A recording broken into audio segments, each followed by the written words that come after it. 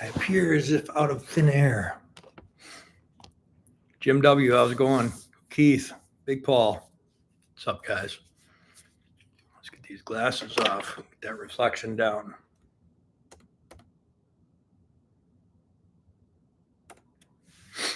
What's up, Mike? Let's see, we got Tampa Bay, Florida, Yorkshire, England, New Jersey. What's up, Billy?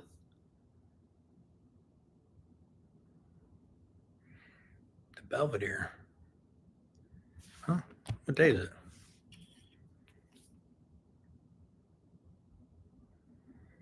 Seems weird. Whoopsie. Looks like the Belvedere came out a day early, which kind of screws me up. I am in front of a green screen, Chad. I use a portrait background sometimes just so you can't see in my messy room. What's up, Lori? How's it going? What's up, Rodney? Yeah, whoops. I didn't mean to step on the Belvedere video. Apparently, I must have got my week screwed up. What's up, Seth? Yeah, Keith, I forgot. I set it up for Tuesday and Thursday because I had quite a few videos piled up, so I wanted to step it up a little bit, and then here I went live right after publishing a video. That's smart. But anyways, how's everybody doing today?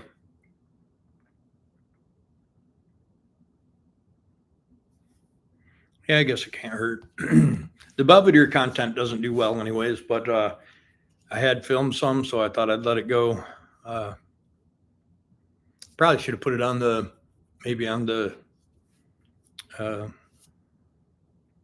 ranch channel, but we'll see. Calgary, Alberta. What's up, brother?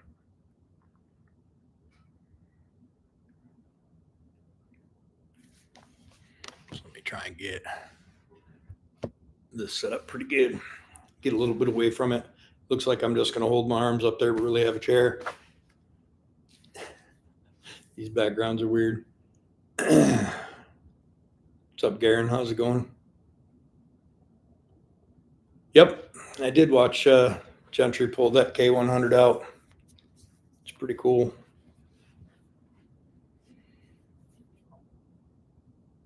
It's going good, Big Paul. I mean, as good as can be expected. I'm out at work, waiting for days to tick by so I can get out of here. My normal reserve spot, well, lately it seems like, anyways, Cincinnati.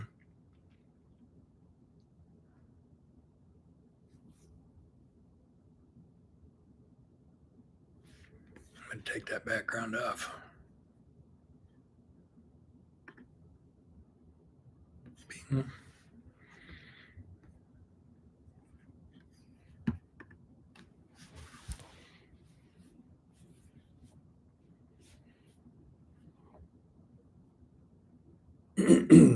So nothing super exciting going on. I was just bored. Yeah, very messy background, huh? So let's see. What do you want to talk about? Let's see, how many trips do you fly? Well, on my shifts. Which one you like better, the blue one, Jim, or the actual, what it looks like in here? So as far as trips go, it depends. This has been a pretty slow year, so usually 1 or 2 trips a month. But we just got a bunch of brand new airplanes, and over the next couple months, it'll be stepping back up to what it should be. So we'll be doing maybe 10 trips a month, like the curtains. All right. Yeah, that's the actual curtains, blinds, if you will.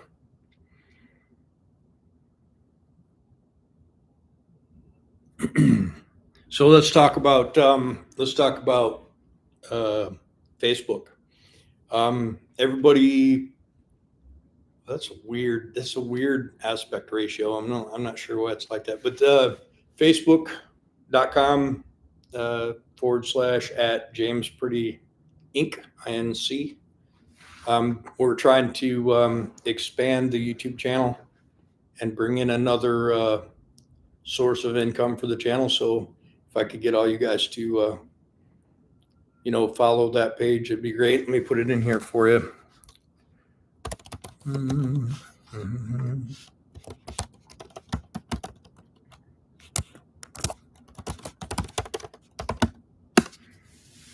Yeah, there you go. That should get you there.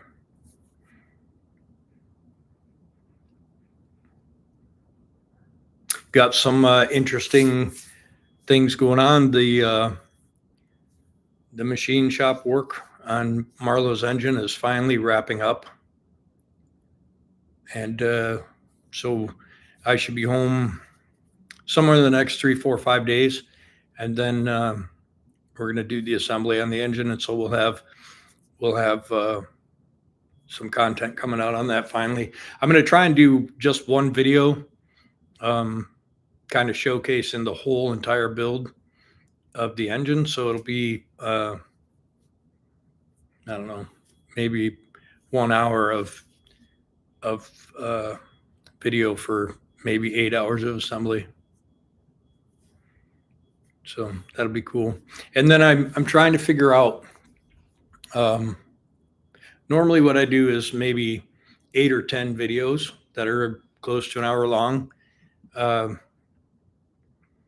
When I do a build, and I think I'm at 15 or 16 videos on Seth's truck, and some of them don't get the views that I think they should. So I think maybe for the Marlo job, we'll do one build, the engine video, one video as far as taking out the old engine trans and cooling pack, and then one video of installing engine trans and cooling pack, and then maybe a startup and first try video, rather than have like 15 or 20 videos. Maybe we can get 100, 200,000 views on one video rather than 8 to 14,000 views on 20 videos.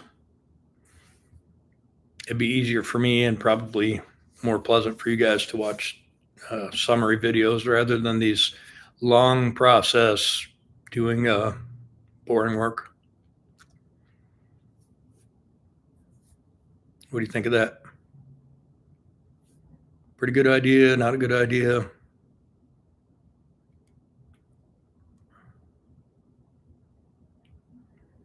You guys all seen Chad Keegan's in the house today? What's up, brother?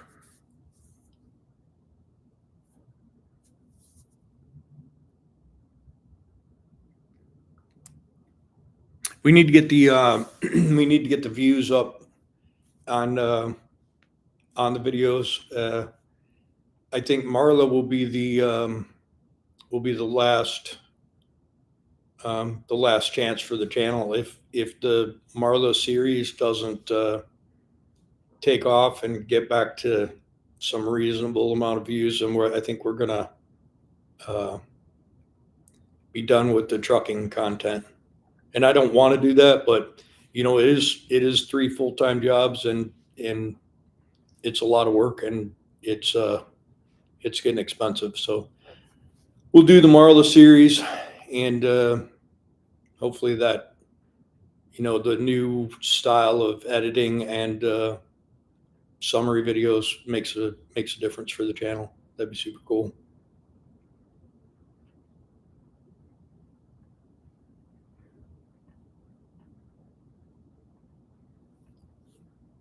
We just really need, I think this is going on the 5th year.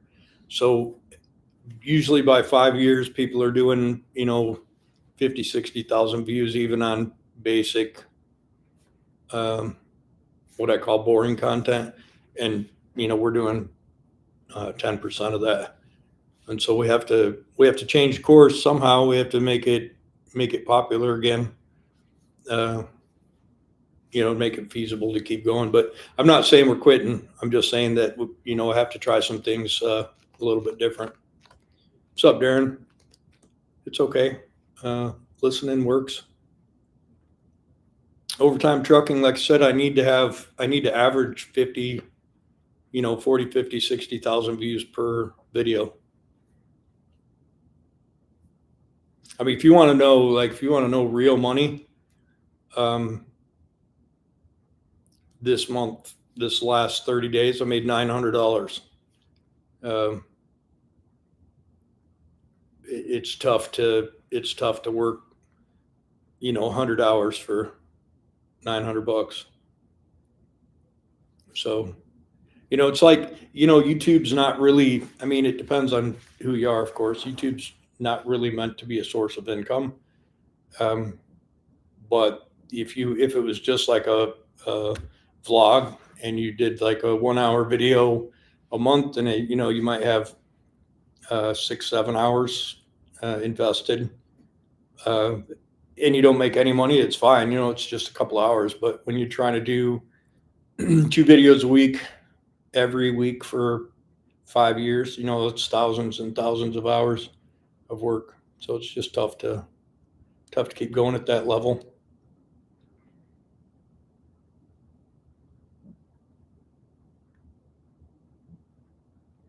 So for me, I like the way that I do videos right now, where I share every aspect of what I do to a truck. But it's like, if nobody's watching it, and I don't mean nobody, that's not really the right way to say it.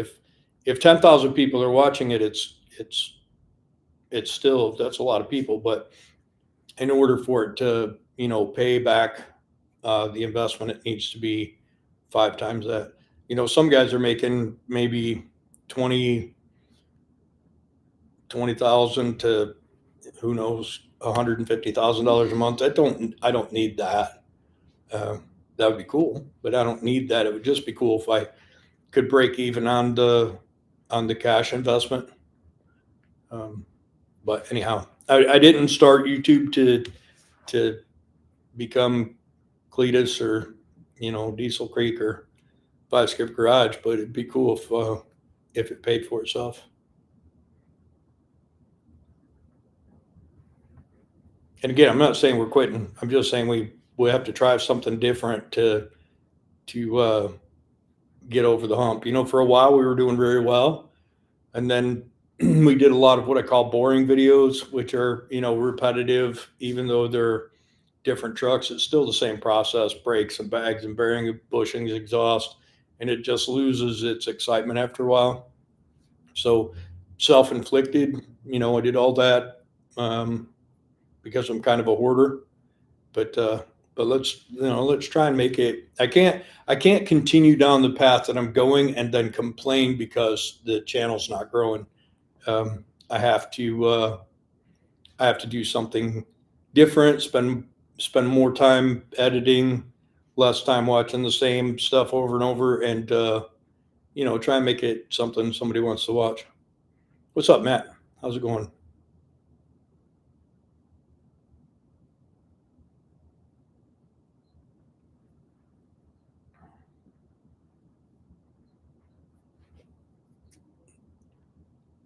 So the plan, let's see. There's so much going on this month. The plan for this month is to get home, get after finishing the wiring on Seth's truck, which is truck X, and get that truck delivered this month. I want it gone. I've spent a ton of time and a ton of Seth's money on it, and Seth would like to have that truck, and I'd like to be done with it. We're super close. So I got to get that done. I have to do the engine build on, and when I say the engine build, I have to film the assembly. I'm not going to be doing the assembly myself.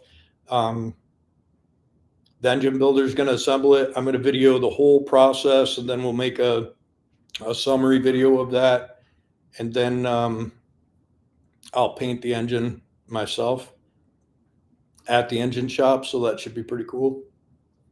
And then I like get that done and get the motor back to the shop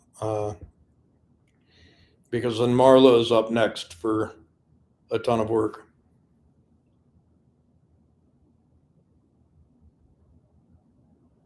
Oh, I appreciate that, Keith. What's the time frame moving to the ranch? Thanks, Jim. That's a good question. We are constantly moving a little bit at a time to the ranch. The the time that we have to spend is limited, right? Because I work for 2 weeks, and then for the 10 to 14 days that I'm home, we have to get Seth's truck done. We have some stuff to get done to Rhonda because we need Rhonda to move a couple of things to the ranch. We need to go to the ranch and finish up the house, make it livable, which it's super close. We just are getting tomorrow. We're getting the bedroom Mr. Cool units, so we got to get those installed. That way we have heat for the winter. We just acquired a new person to mow the hay, and so that's cool. We'll get that down, and that might be the last time this month. And we got to try and help JP get some of the stuff gone. We don't want him out there overworking and struggling to get everything taken care of. So we got to spend a little bit of time with him as well. So the time's very limited, and we got to kind of spread it around. Once we get X delivered and get Whitney and Dolores hauled out with Rhonda, that'll make a big difference. And we've got to do some major repairs on the shop there, and then start moving the stuff that'll be inside the shop. We need to acquire a couple more van trailers and get the stuff, all the inventory that I have in the shop in those semi trailers. And then do the Marlo job, which will take probably through the winter, and get Trisha's roof painted and get that thing out of the shop. So I'm guessing by March, we'll have all of that wrapped up and be gone from the house permanently. Yeah, Big Paul, me too. Marlo's an awesome truck, and I can't wait to get it done. I'm planning for that being the keeper. It'd be super cool if we could end up with Marla, Betty, and Rhonda, and then get the other trucks gone and out there earning their keep for somebody else. Okay, as far as finishing up the plan, get home, get X's wiring done, get the assembly video made of the 14 liter, get the 14 liter back to the shop. Don't know if I'll pull the engine out of Marlo right away because I might need Marlo to run a couple loads. I can also use Betty for that. So I'm not sure where we'll go with that. And then get X delivered. I don't know if I said that already, probably 5 times. And what else? Get the heat installed in the house, and then that'll be what we do for the month. Oh, also, you guys, if you watch Facebook, you'll see that we got Charlie Bucket, which Charlie Bucket is the new backhoe, and we got to get some cylinders repacked and some lines replaced on that, make an exhaust. That needs to be done because I have to get that to the wrench and get the water problem solved. Because we're coming into the rainy season, and I don't want to wash that driveway out again. So we'll have to get Charlie Bucket out there and get some work done.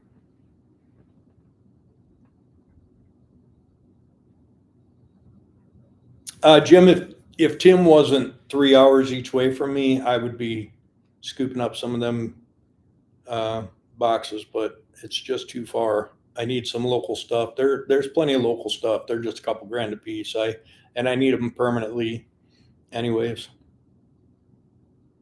Thanks, Mike. Appreciate you. Morning, Jeremy. How's it going, brother? I did some changes for the live today. I reduced I heard your complaints, and I reduced the advertisements. I figured the lives only do maybe 1,000 to 2,000 views each anyways. So it really wasn't a cash cow. So I turned the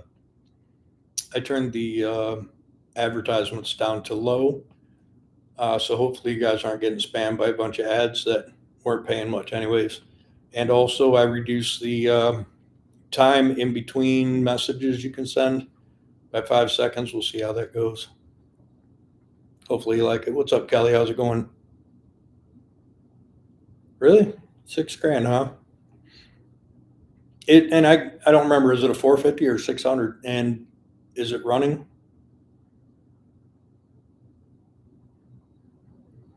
What's up, Jeffrey? How's it going?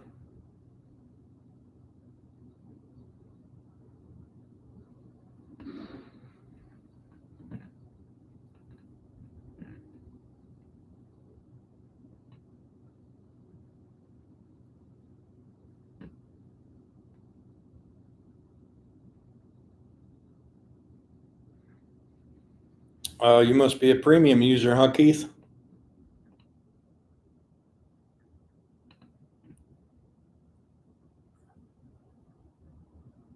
Really? 2 ads already, Jim? 20 minutes? I wonder what it usually is. Hopefully it's not too annoying. Huh, that's weird. Billy, we haven't even tried. We were going to try and get the house ready to list, but it's such a nightmare. We have so much crap. Probably we'll list it around maybe December.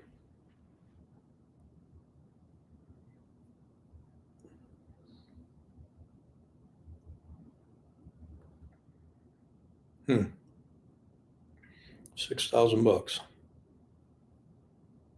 That's not a bad price. Let me see what I got. You know, it's really weird. Facebook, I have 1,800 followers on the James Pretty Inc. And I've never really tried to grow that channel before. I didn't really understand that you can actually do pretty well on Facebook. So I finally got to where, I'm trying to post reels and I'm digging back through the archives and posting cool stuff. And it's kind of cool. It's something you can track and see your progress. Like I did 2 videos recently. I did the pound the counterboards in that video, and it's literally like 10 seconds. And then which one was the other one that did well?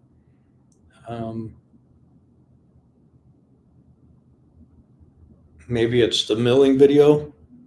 I don't know, but I did 2 little clip videos, and overnight they get like 10,000 views, which I thought was pretty cool. But Facebook, if you can get it into the millions of views, which the shorts are where the money's at there, I think. If you can get it into the millions of views, you can actually make, a little bit of money. So that would be pretty cool. If I could get, 10 or 20,000 followers and start getting, 20, 30, 40, 50,000 views per little 10-second clip, that'd be awesome.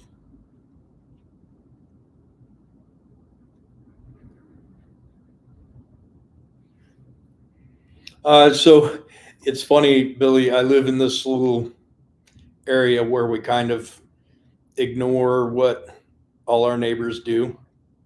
And so one of my best buddies, Chuck, he lives behind me and he's got tons of animals, and he's concerned about who's going to move into my house because he doesn't want some snooty like city goer to be in there complaining about what he does at his house. And I don't think that's going to happen anyways. What I'm hoping is somebody local that's one of us, as far as minding your own business and not complaining about your neighbors making noise. I'm hoping that somebody like that buys a house, maybe somebody who does trucking or heavy equipment, so they can continue on the gorgeous a gorgeous view for the passersby like I have. That'd be pretty cool. I'm going to be asking a lot for the place, so maybe it won't even sell. Who knows?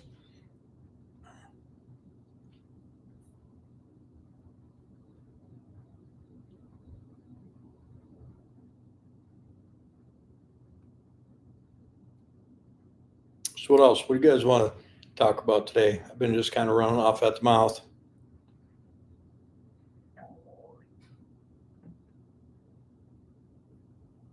Yeah, for sure, Billy. I never intended on living where I'm living, uh, but it's been okay. Kelly, it's your birthday. Happy birthday, brother. Everybody wish Kelly a happy birthday. I thought about renting the place out, but I'm not a very nice landlord, and so maybe it's probably not a good idea. People are hard on your stuff, and even when they're not hard on your stuff, things can just go wrong, and it kind of sucks to. Uh, it sucks to be a landlord. Morning, Steve. How's it going, brother? How old are you, Kelly?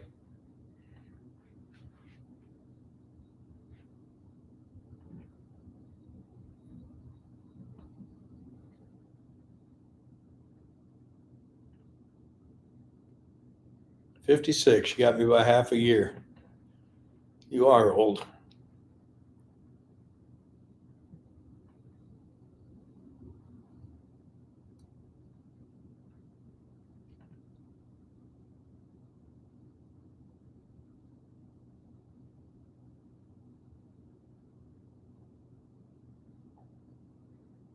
Yeah, nothing like having a little rain day.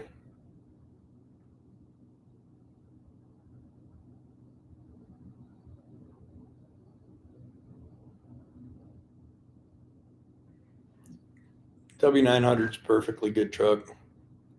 I take that over any Peterbilt any day. Billy. I was wondering. I was just thinking to myself, if you were older than me, I couldn't remember.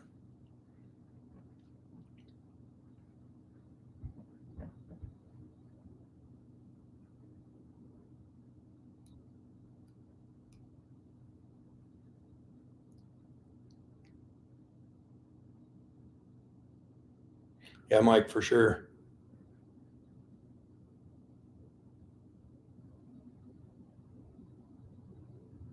Thanks, Steve. Yeah, I really, really, really want to get Betty painted. I wish we had the money to do it right this minute.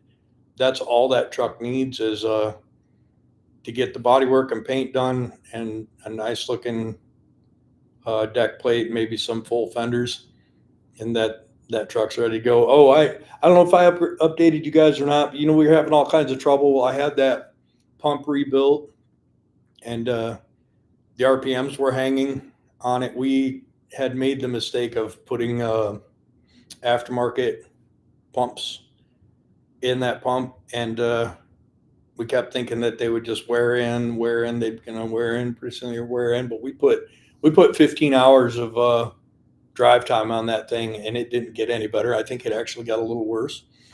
So we ended up going with cat pumps, which cost us another $1,000. And Bill, my pump guy and friend, came by and went through the pump again and changed those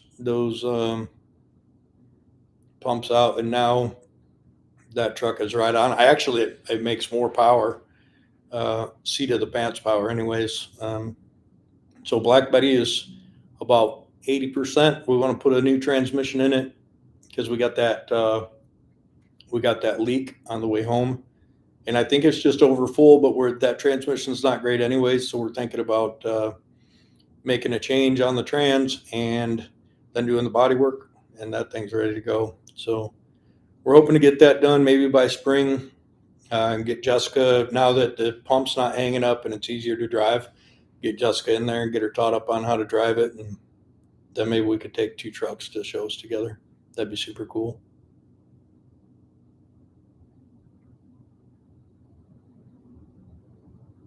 That's right. What's up, Brad? How's it going?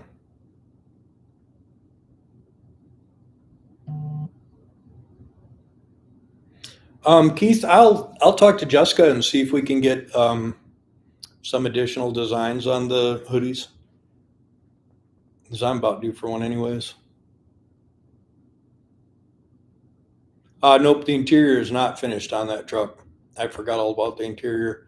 Um, we've been chasing a leak in there. I remember a month or 2 months, 3 months ago or something. I resealed the roof and it slowed down the leaks, but they're not gone. So I think what we'll do is close cell, spray foam insulate the whole inside of the cab or sleeper, and see if that takes care of the leaks, and then we'll get after the interior. Um, the interior in that truck's about $6,000 or $7,000, and then paint's going to be 12 to 20,000. So it's a lot of money, and I'm kind of investing everything we're making right now into Marlo. So we'll have to get the engine swap done on Marlo. I'm doing the paint on Trisha. Then we'll have uh, if the paint on Trisha goes well, then I'll do the paint on Black Betty as well. We do have we have picked up a sponsorship for paint and materials. We'll talk about that once I know exactly what I can say. And so we have all the stuff to make it happen, and now I just need the time to do it. Babysitting the granddaughter. Nice. Let me check these messages right quick. Let's see what we got.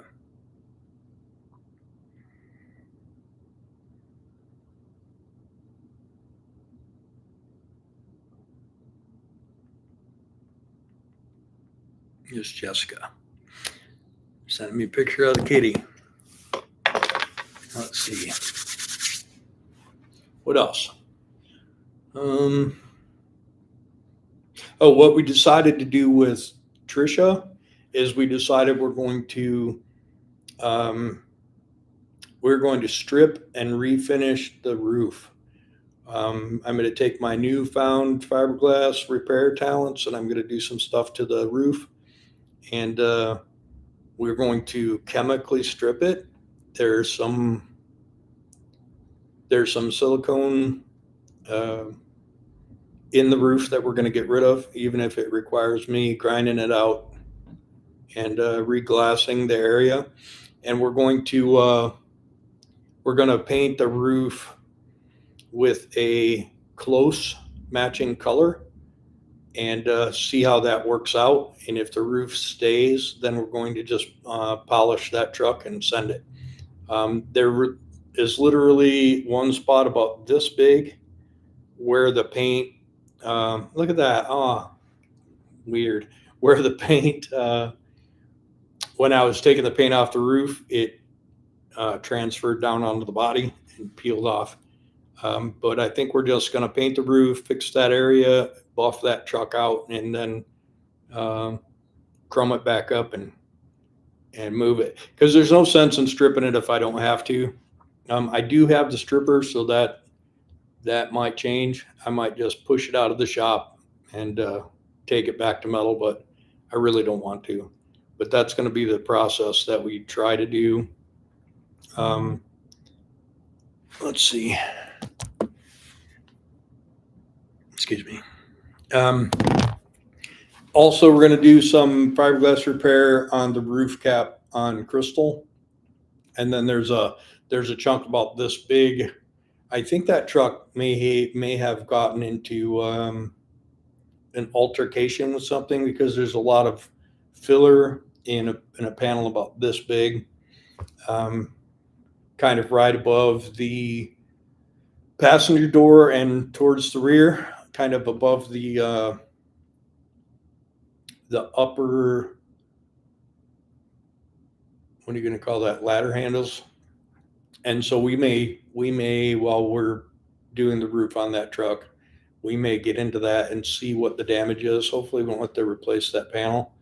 But, from doing the sleeper job on Black Betty, I'm decent at, changing and riveting new panels in. So we may end up having to put a new panel on that side. But we're going to try and get that done and get the heat and AC box back in that truck. So it'd be pretty cool. Get that finished as well. Crystal needs a new home. Somebody needs that truck. 1983 K100 big bunk 110 incher. 3406E 5EK 475 RTLO 18913. I'm gonna call it a heavy haul transmission. New bushings and all that stuff in the rears. Feels like it's got 370 or 355 rear end gears. It's a 100-mile-an-hour truck. New wheels and tires on the drives. It's got the floats. What is that? 385 65s on the front. Let's see what else. Could use interior. I got new windshield rubbers, so when I fix the cracks in the windshield frame, then we'll put new glass in it, and that'll be nice. Oh, Jessica has a video coming out tomorrow on the Making It Pretty channel. That's okay, Jessica. No worries. Ranching and trucking goes together. So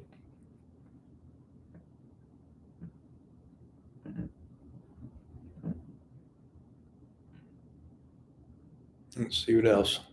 We still got to do I have got to get a day where I can get Rhonda backed up to the shop, get those wheels and tires off, and get after the probably some hub bearings and seals, and then clean up the brakes and get the brakes going. Because they're 3 of the 4 have grease fouled brakes, and you can't stop that truck with just one set of brakes doing their job. So we need to get those bearings looked at, the wheel seals changed, brakes cleaned or replaced, and also we need to cut off and put on some new chain hooks on the tow bar and get that tow bar moving. It's locked up from sitting in the dirt. And then we can haul those 2 trucks to the ranch. Well, Billy, I'm hoping that somebody buys that truck. I've been trying to convince someone that they need it and to just, throw caution to the wind and just buy that thing. So I'm hoping that happens. Franny's a cool old truck. I'd love to have $40,000-$50,000 to throw at it, and maybe at some point that'll happen. But right now, it'd be cool if somebody else would do that. Morning, Demon. How's it going, brother?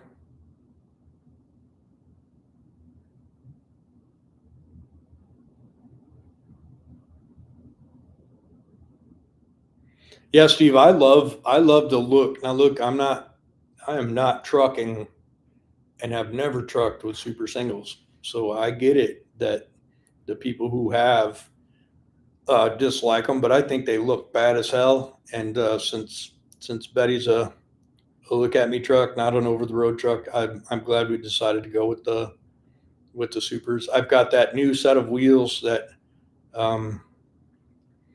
I'd like to swap out onto Betty. So I may buy a set of tires and swap the tires. I got those bald tires, but the wheels are perfect. And I think I might swap out some new drive tires on those and swap those wheels over to Betty, and then take Betty's super singles and put them on Franny. I do have 2 sets of the Unimount style hubs, and so I think I'm going to throw a set on Franny. I was going to do a cutoff on Franny, but since I'm not planning on doing the restoration on Franny, I just want to sell it. I think I will put the Unimount hubs on there and put some super singles on it, and then that'll piss off about half the people who watch. But I think it'll look cool. And those wheels and tires that are on Franny are absolute garbage. So it'll make it ride better too. Well, Billy, I mean, throw caution to the wind and just write that check, brother. Doesn't matter if you can afford it. I mean, I can't afford the motor I'm doing in Marlo, but I'm just going for it. If it causes me problems in the future, well, then I'll always have something that I can look back on and say, man, I wish I wouldn't have done that. Evan, good to see you. And we were just talking about it. And actually, Crystal and Trisha are both for sale. I would make if somebody wanted Trisha, knowing that they needed to redo the roof paint, and possibly all of the paint, I would sell Trisha for $25,000 right now. It's a 3406B model 400.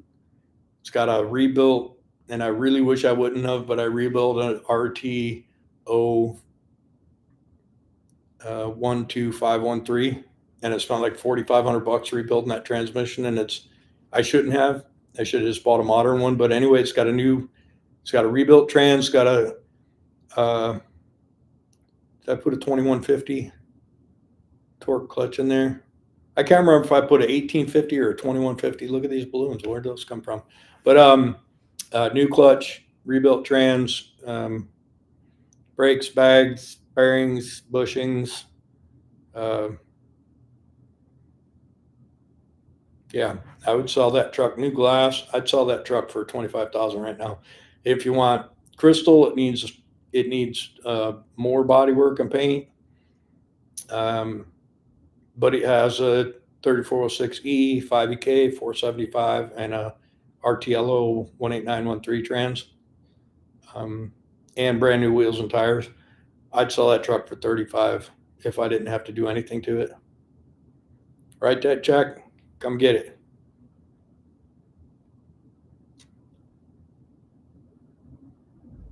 Thanks, Keith.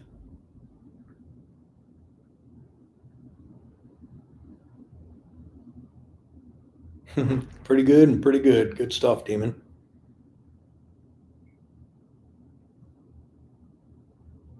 Okay, then that's perfect, Billy. Because the nice thing about buying Franny is you can push it right to the front of the project list and just get after it straight away. I mean, that's what I do. It's funny because I was editing before I decided I was going to go live today, and I was looking at Franny there in the background, and I was like, man, you need to put new glass in that, and the hood. I'm gonna ADHD around a little bit, but the hood, the hood on that truck is perfect. It's not broken anywhere. Crazy. But anyways, I was seeing in the background, and I was like, oh, I need to get new grill surround, and then put some glass in there. And I was envisioning with the drives off of Betty, and then I was thinking, oh, some 7-inch straight pipes on that, it sound pretty good. And then I got that other 14-liter sitting on the floor in the shop that I could throw a kit in and take that OB model out of there and put that Detroit in, and man, it'd just be a great truck. But anyways, I get it. I get what you're saying. I got a ton of other stuff going on. Hey, what's up, Dave? How's it going? Appreciate you getting in on the live. Morning, Jeremy. Jessica needs to say hi. I see that. Oh, she did. Right as I was saying it, it clicked by.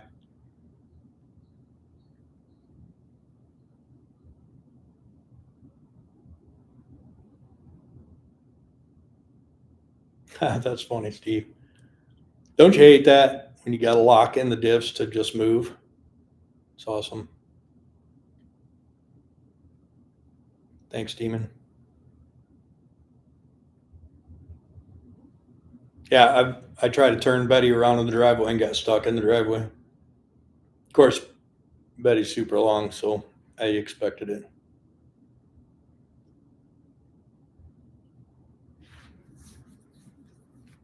$359. I don't think I've seen it. Have I seen it? Have you sent me pictures? Send me some pictures. You know, it'd be cool if I could turn on a feature to let people upload pictures in the chat. Wouldn't that be neat?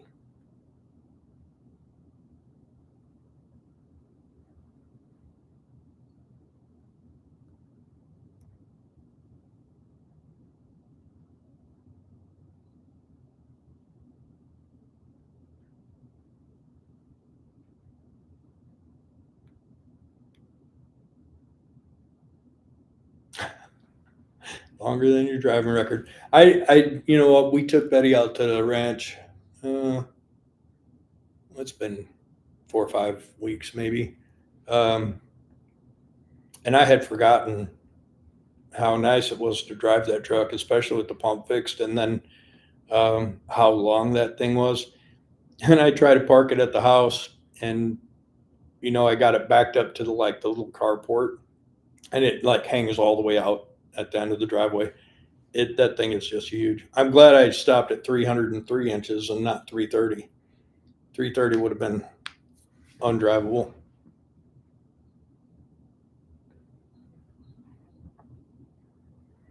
Yep, we are going to have a fishing spot at the ranch.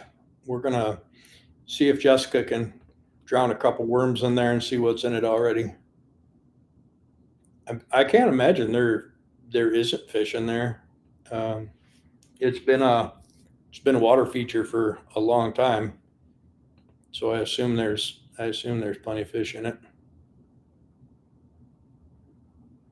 Maybe when I get home, the next load we take out there will include our fishing gear, and Jessica will go out there, and I can't catch fish. I can come out to like a pro bass tournament, and they'll escort me off the lake because nobody else will get any bites. Neither will I. I'm just that bad luck.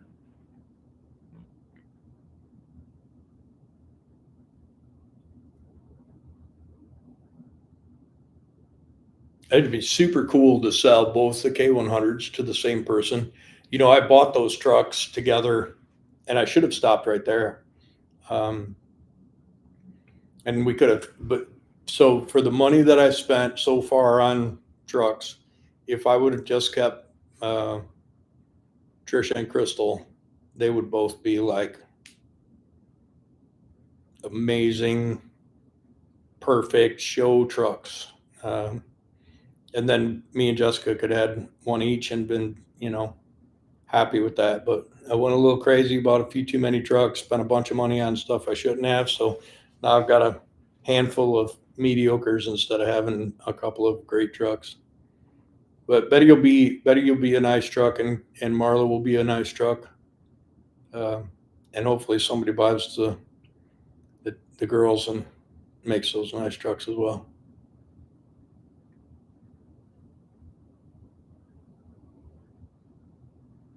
All right, Steve. Sounds good.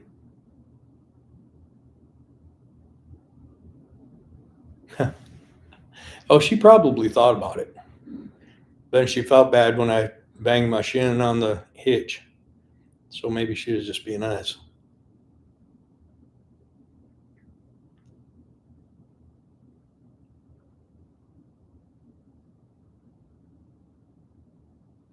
Kelly.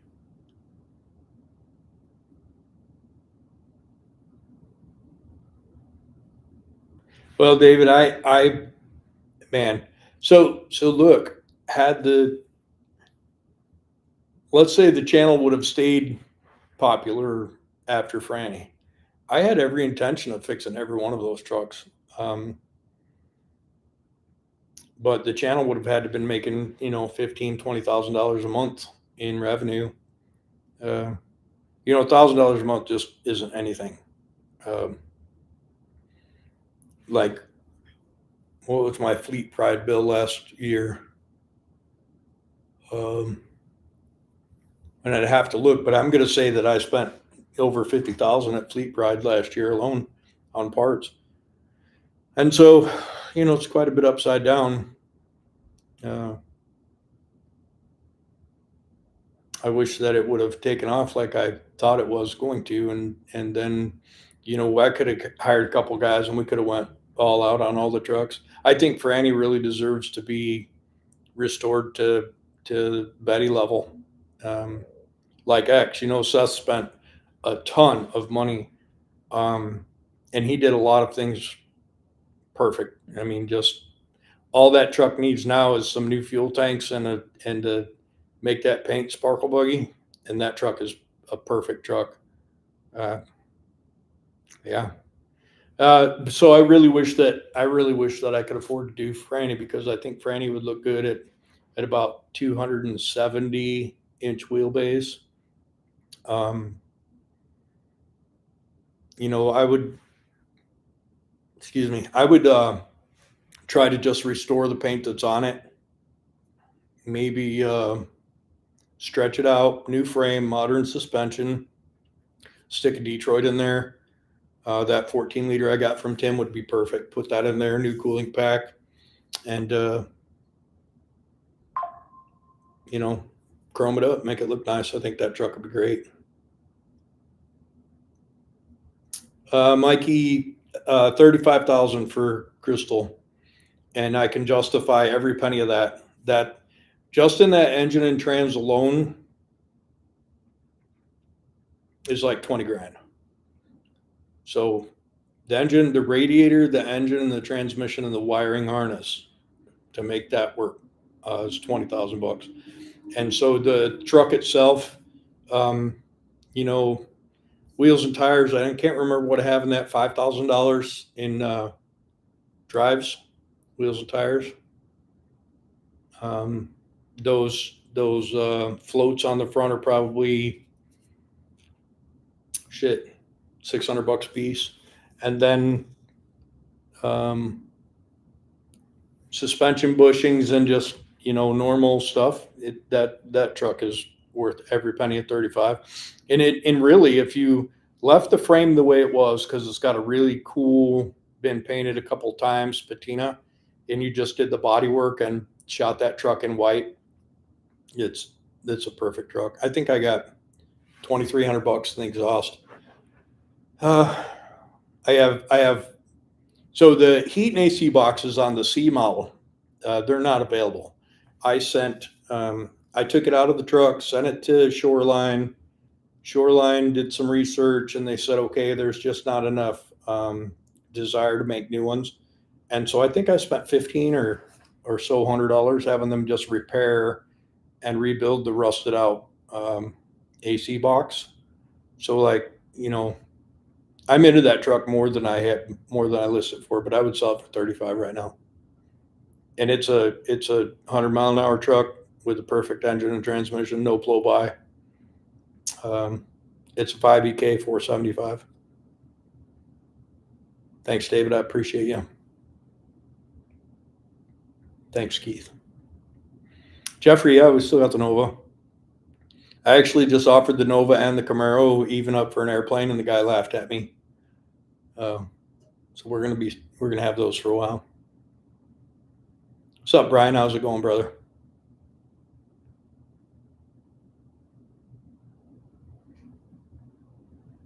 All right, Mikey, come and check it out. Seriously, um, yeah, come check it out. Trisha or Crystal. 25 as is for Trisha, and 35 as is for Crystal. And if I had my choice, obviously Crystal all the way. I would have Crystal if it was a choice. Demon, we talked about that before you logged in. I think I turned the ads down to low. The only other setting I can do is none. So just keep an eye on. Tell me how many you get during this live. Somebody had 2 in 20 minutes, which I thought was kind of excessive. But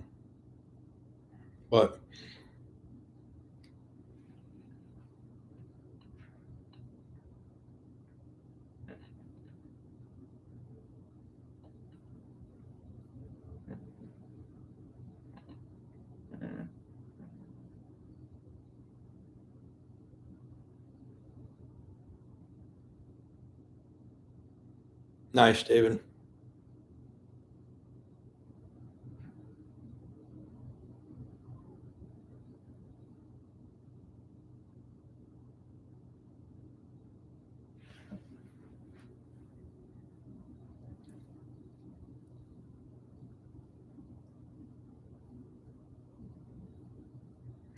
Kelly, God dang, dude, I'm 100% behind you on that. Let me tell you, if I would have, when I bought Franny and X, if I would have stopped, of course, I wanted to stop at Trisha and Crystal, but let's say that I bought Franny and then bought X. Had I stopped right there, what's up, William? Good morning. If I would have stopped there and just went after Franny the way we went after Black Betty, I think we would have I'd like to say we'd have 250,000 subs and be doing 30,000-40,000 a month, but we would likely have twin sticks style viewership, and that would be okay. Like I said, I didn't do it to get rich. I did it to share the excitement. Once Franny took off, it just kind of like, I thought it was that we had made it and the channel was going to start producing like big income, and so I kind of went crazy and overbought as far as trucks go. But I also thought that my taste in trucks was other people's taste in trucks, and then I would be able to sell some of my trucks at a profit and not at a break even or a loss. But whatever. I didn't do it as a business. I just did it as something to be fun. I just would like it to pay me back my investment. That'd be cool.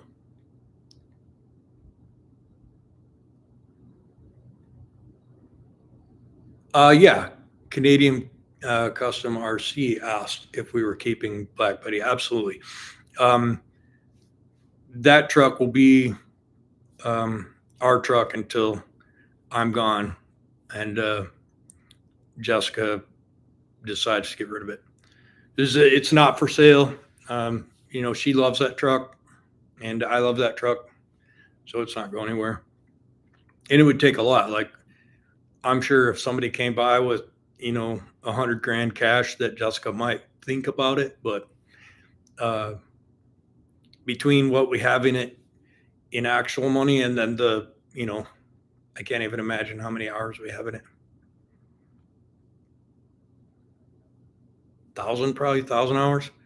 $100,000 doesn't even touch it as far as I'm concerned. And what can you do with $100,000? I mean, you could buy 3 pieces of equipment for the farm ranch. It's a ranch. You know why we call it a ranch? Because we're going to have animals. We're not going to produce crops. We are going to have some hay just for the animals, but we're not going to grow corn or wheat or any of that stuff, beans. We're going to have animals. So that makes it a ranch. And Jessica wants to slap me every time I call it a farm. So we could buy some farm equipment for the ranch. But we're just going to keep the truck.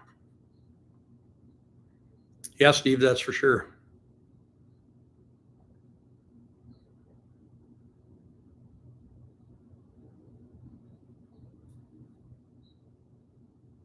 Right.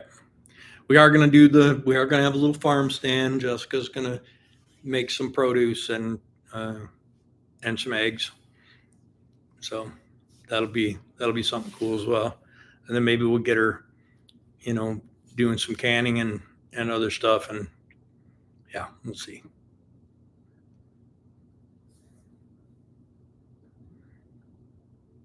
I think I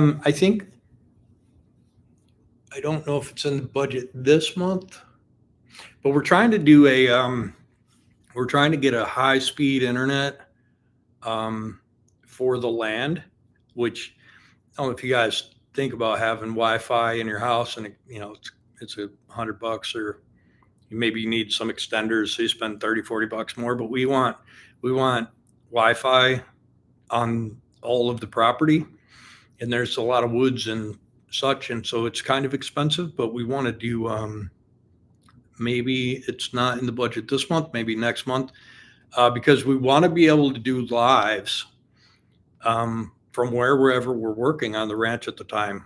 And I'd like to have this quality of live. My screen hasn't glitched once. Hopefully your guys' view is good. Are you kidding me? Right when I say that, it pops up. Your connection is unstable. But what we want to do is have good Wi-Fi on the land, so we can take it right out there where we're working. And I think that'd be super cool. We're going to try and I'm going to try and get Charlie Bucket fixed up and get out and start working on the pond. And then we've got the shop out there is very, very, how do I put this? It's in dire straits. So the way they did the shop, and it was a great idea, right? They built the steel building and they roofed it and they sided it for the first few feet from the roof. And then they bolted stainless steel van trailers to the building. And then that became concept, but it was decades ago, so they're not in good shape. So what I'm probably going to do is remove those trucks from the building and continue the sheet metal siding and insulate. And then as time and money happens, I'm going to pour concrete on the outsides and build lean-tos. And then that way I can get in and out with the forklift. And yeah. So I'd like to have you guys out there with me so you can check out kind of what's going on. And, not instead of just having a video that kind of summarizes a couple of things, I could have you out there with me and, you guys could pop in. Maybe we have a 2 or 3 hour live of us working out there, and then you could pop in at your leisure and just kind of check on the progress. That'll save on some of the editing. So I thought that'd be kind of cool.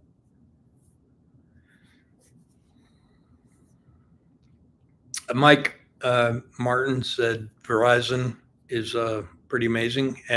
We don't have a good market for Wi-Fi because it's kind of mountainy around us. Of course, our land is the only completely flat land anywhere around us, but it's hilly around, so it's hard to get a good Wi-Fi signal that way. But we do have fiber optic through, and the name slips my mind. And now that I'm reading your message, I think that's fiber optic as well. So we do have a really good fiber optic connection. And so we're just going to buy some hardware to actually make it wireless for the land. But yeah, I think that's a great idea as well. I think the live stuff, especially for the ranch channel, will be great because it's hard to get a concept. We did, and you guys will see there's some videos coming out. Did I forget to put a video out? No, I can't remember. Did I put a ranch video out on Sunday? Either way, we have some content coming out where we did some cleanup of a tree and a big oak that had fallen. And it's hard to get a concept of the amount of work because there's a little bit of work and then some fast forward and then there's a little bit of work and yada yada. So it's really kind of hard to get the actual idea of how much happened. So I think if we would have streamed that live, nobody's going to watch. I mean, maybe somebody who's super bored might watch 3 or 4 hour live, but it'd be nice to, I think, be able to come in and see the in-between stuff as well, but we'll see how it goes.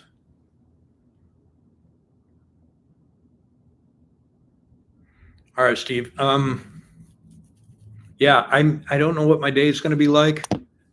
I also need to accept an assignment real quick. Stand by.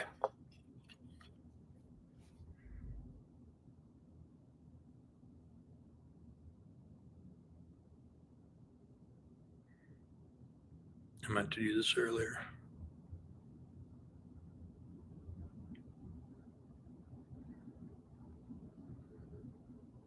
Okay. So, yeah, Steve, take it easy and we'll talk.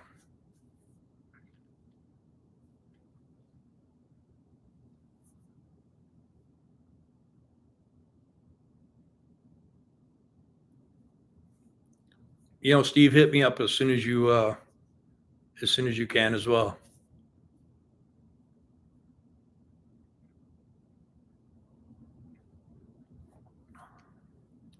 James, you could build a dream shop to work on any vehicles and all your tools. So we do have plans for that. I want to do a 40 by 100.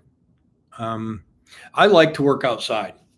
The climate where we live is really good, and I like to work outside, so I don't need a closed shop. So what I wanted to do was put a 40 by 100 and attach it to the 24 by 40. I think that building, the existing building, is 24 by 40. And so that's all the enclosed space I need. If you watch all of my videos, I'm going to say 99% of it, I'm working outside. So it'd be nice to work outside under a roof, but have open air. It's nice to have some circulation, but it's also nice to be out from the sun. So maybe I was thinking 40 by 100 roof only, and see how that played out. And then just have have it attached to the existing building with a pass-through door for the forklift, and then have my tools and maybe some machines in there, the drill press, bench grinder, lathe, maybe an end mill. So that's kind of like the thing. So, stand by.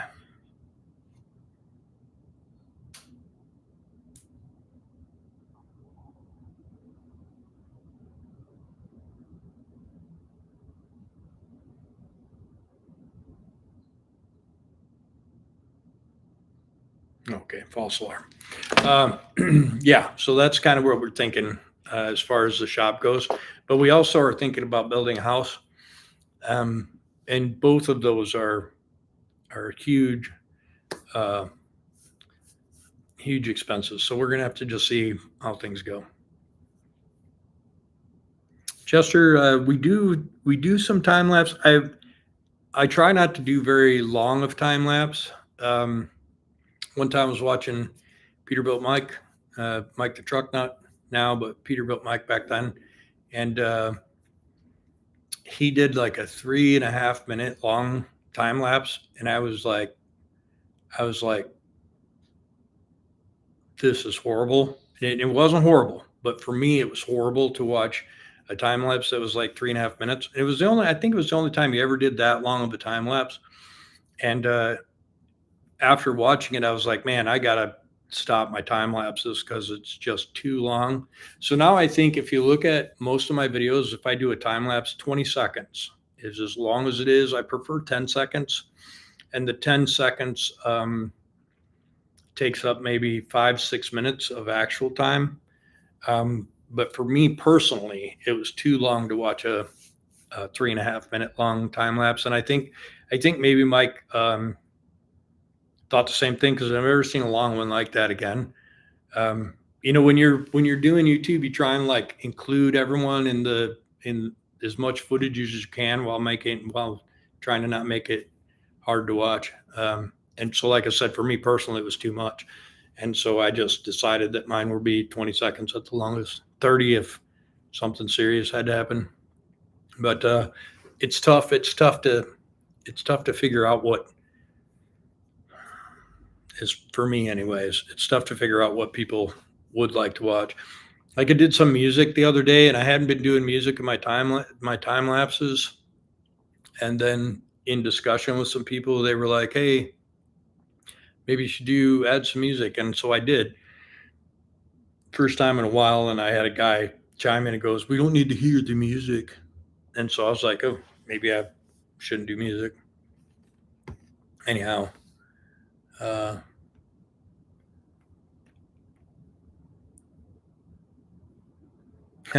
yeah, David, I do. I get plenty of rest. But yes, I do. I am busy and I do put in a lot of effort. But like I said, I do it for me and for you guys. So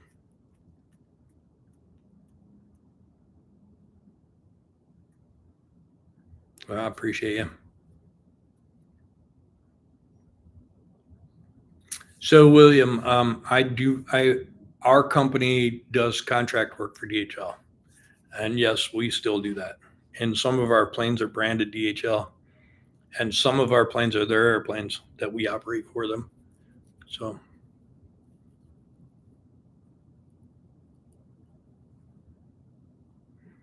yeah, Canadian Custom. Um, I've kind of stopped watching Mark a little bit. Um,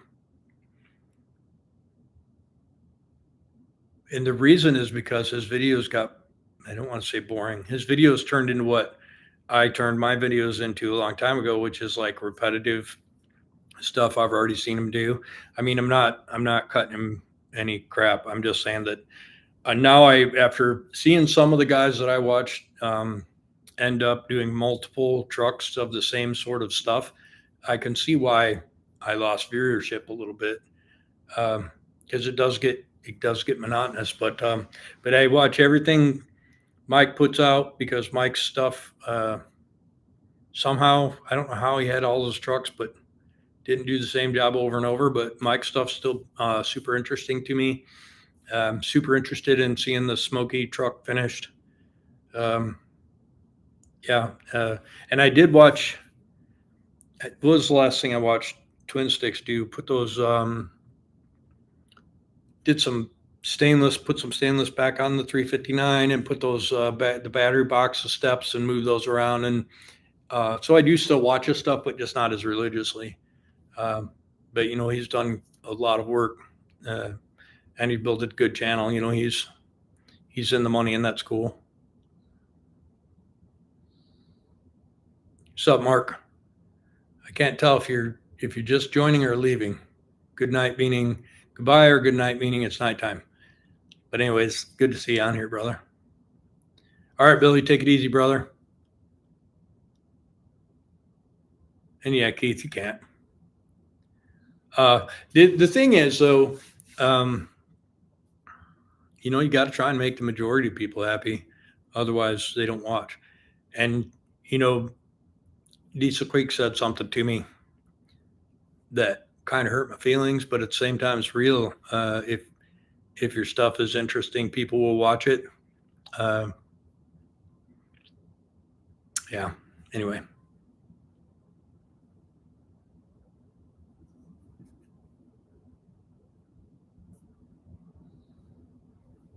what else we got? I work for Connie Coletta, and have for this is my 8th year, I think, my 7th year. Can't remember, but I've never met him. He's older, and so he doesn't come to the office very much. And then we don't work from the office. The only time we're there is during yearly training.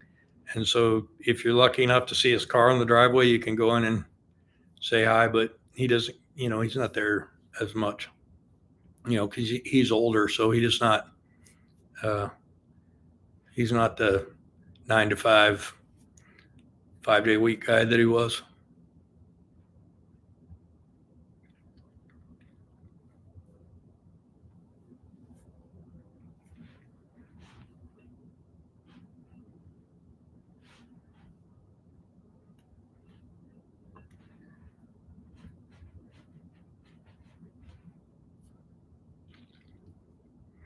What else you guys got? Yes, Demon. That is the airport that we are based at. Willow Run. Now we don't operate out of there. Doug Coletta's airline operates out of there. Um, our we operate out of wherever the airplanes are. Let's just use random numbers. Let's say we got 35 airplanes. If they're not in the maintenance base in Oscoda, they're out flying. And so the company brings us out to a central location, be it Cincinnati, JFK, O'Hare, LAX, whatever. And then we jump on an airplane as it's, doing a stop for fuel or whatever. So we're basically home base, but they fly us out to where we intercept a route. Yeah, I agree, Kelly. I know I got kind of sidetracked in that conversation, but if I'd have just done Franny instead of everything else, life would have been a little different. I probably would have been in the money 2-3 years ago, and who knows where the channel would have been. If I could have been at the $15,000-$20,000 a month level 2.5 years ago, might already be done flying for a living and maybe have a Walmart sized truck shop, and who knows what would happen. So that's a good question. If we build a new house on the ranch, what will we do with the original ranch house? Maybe chop it off of the land and get rid of it, or maybe just maintain it and who knows. I'd like to have kind of a piece of property where friends and family could come and stay whenever.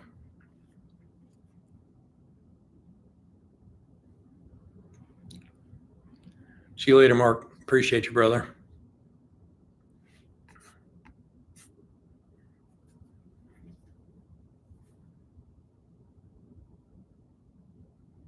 Could very well be, Demon.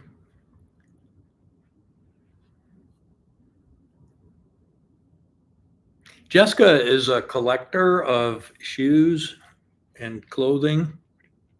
You guys probably don't know what I mean when I say that, but Jessica needs a 5,000 square foot closet. She collects shoes and clothes and stuff like I collect semi-trucks. It's funny because she has 1,000 square foot she shed already on the property.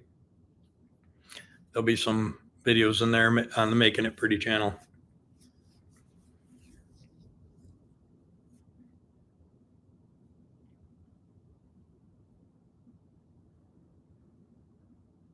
Which reminds me, we need to get a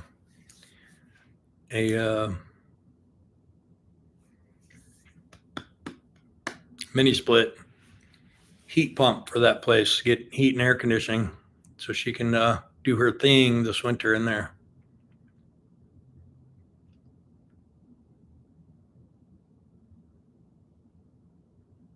Yeah, Kelly, it's true. I'd like to have Chad have at least a temporary place there, so when the winter time comes, that him and Kim could come and hang out in the decent winter.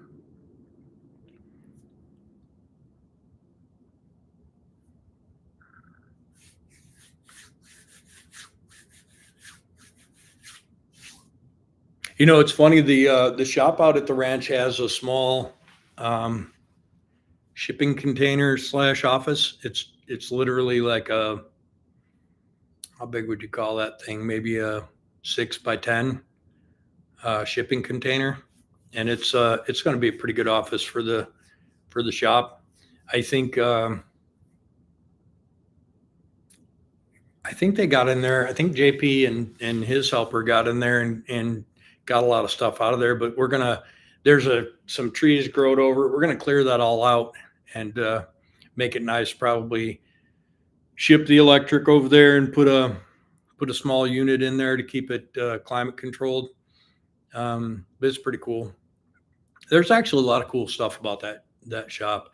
I wish the concrete out in front of the shop was in a little bit better shape, but for now that won't be a horrible place to work. Um, Maybe I'll put a roof out over there so that I've got a little bit of shade. Because I also need to pour a pad, so I'll probably take the left building. I don't know if maybe it'll be the back one. Take the left semi trailer or the back semi trailer off of the building and pour a concrete pad and put the car lift back there, um, and under a lean-to, because I'd like to be able to have my lift, so when I do car stuff, I can do it in the shade and on the lift. What's up, Kyle? How you doing? Yeah, for sure, Darren. Uh, uh, have a truck show on the ranch. So what we're trying to do is we're trying to have an annual truck show. Um, we'll call it like trucking on the ranch or something like that. And we've got one section, maybe 8 to 10 acres, that's elevated and dry. And I think we're going to, I think in the spring, we'll disc that area and then use a field conditioner and get it super flat and then replant hay on it. And then, so uh, maybe by midsummer, we'll have the first good hay cut off of it. And then the nice thing about that is we'll do up the drive so trucks can get in well, and we'll make a drive up onto that high and dry land. And then we can right before the show in the fall, which I'd like to have our first show next fall, we'll do the last cut on the hay, and then we'll finish mow it and make it so trucks can park on it. But that is the plan, actually. Welcome, Neil. How you doing, brother? How's it going, Brian?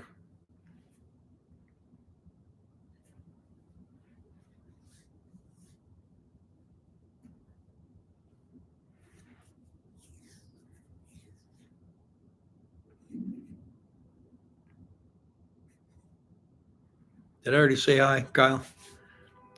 My memory is this big.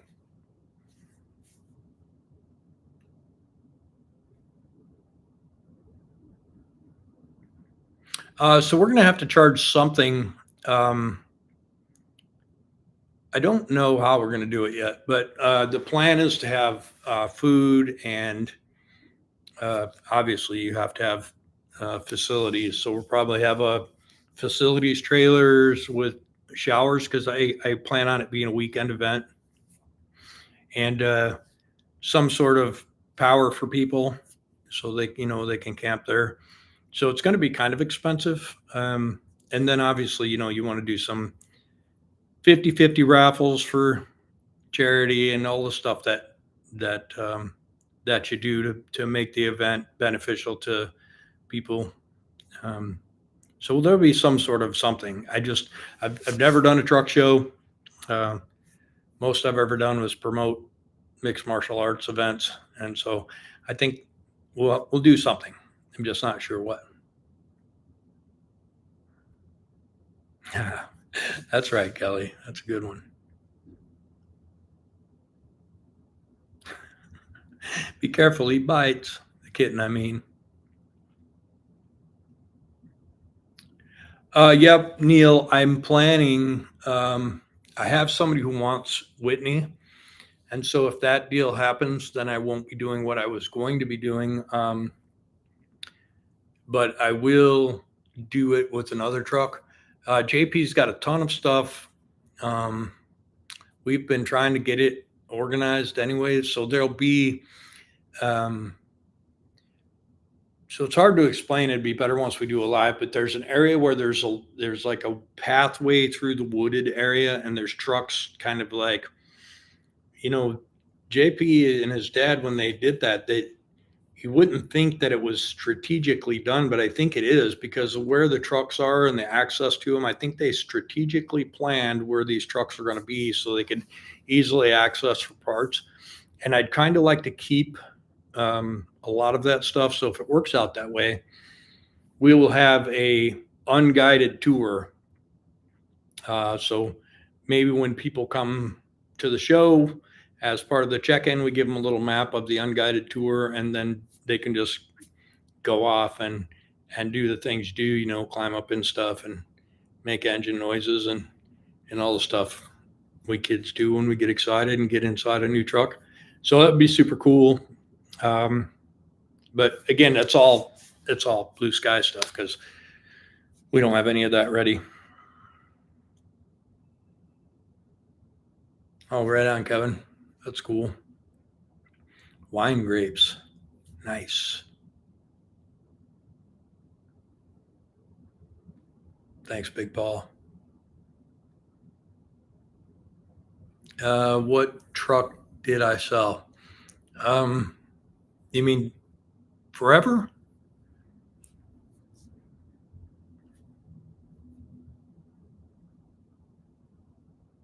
Yeah, they're kind of spread around.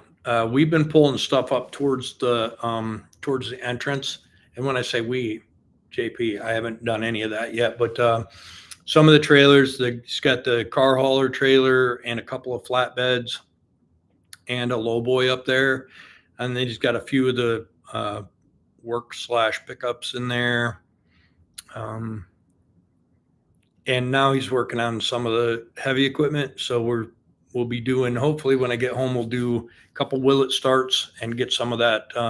He's got 2 track loaders, that big dozer, the big Komatsu. I think that's what it is. And of course the excavator that I want. So we'll have to see.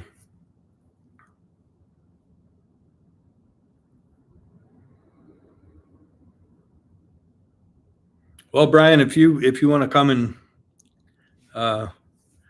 mess around with paint body, I can stick you somewhere. All right, David, we'll talk to you later, brother. Be good, man.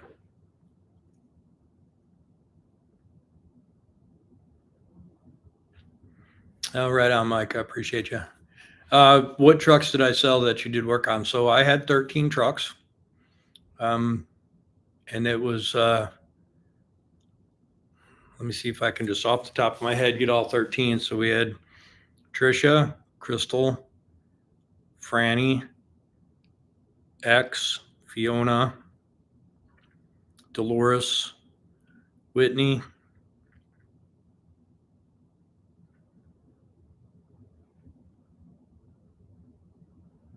we had 11, 12, and 13. We had Candy,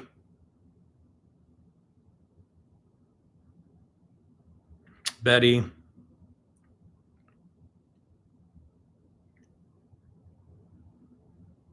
Marlo. Whew, that was tough. And so what have I sold? I sold 11, 12, 13, Fiona, Candy, and that's it. Hopefully that answered the question.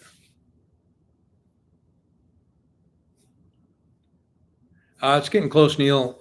We're trying to get that truck delivered. I get home sometime around the 30th, and we're going to try for second week of October. It's going to be tough, but that's what the plan is.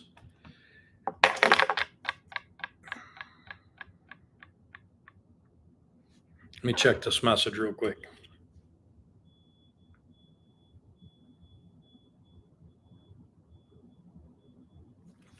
All right. Do you want to do good will it start videos by a Power Stroke? Whew. Power Strokes don't run very well, right?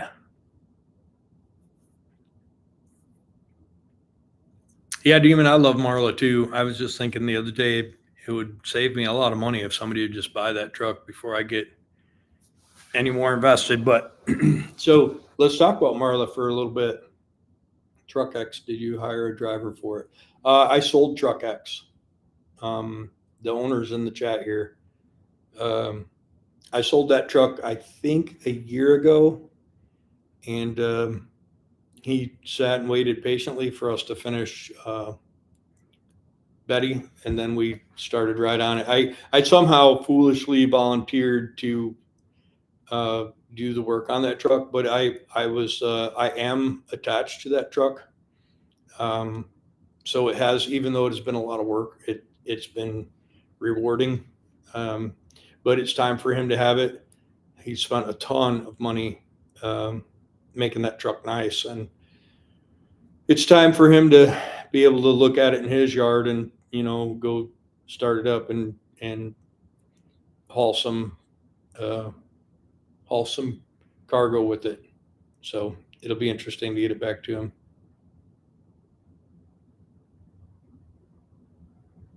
Yeah, and he loves the truck. Uh, I'm sure he I'm sure he has mixed emotions about um, spending the money on it. It's tough, it's tough to spend a ton of money on a truck when you have never even sat in it, and just trust. It's a huge deal for him to just trust me. Um, and he gave me um, the freedom to kind of like do things that I would do. We've done things that he would do because obviously it's his truck, but he's really open to doing things that I uh, wanted to do to it too. So it's been a really interesting event. I've never really worked for someone else on their truck. Everything I do, I just go after it on my own truck, and I suffer the financial burdens myself. And it's been interesting to be spending somebody else's money because you feel bad when you do something that doesn't work out and you have to do it again. Uh, and it sucks when it's your own money, but when it's somebody else's, it really sucks. But I think it's been a pretty successful deal, and we're winding down on the small stuff. Of course, he's got stuff to do when he gets home. It's the things I didn't do was air and electric for a trailer. I didn't do a hydraulic tank and pump and hoses for the wet kit, and I didn't do fifth wheel. And so he still has some expense and some work to do.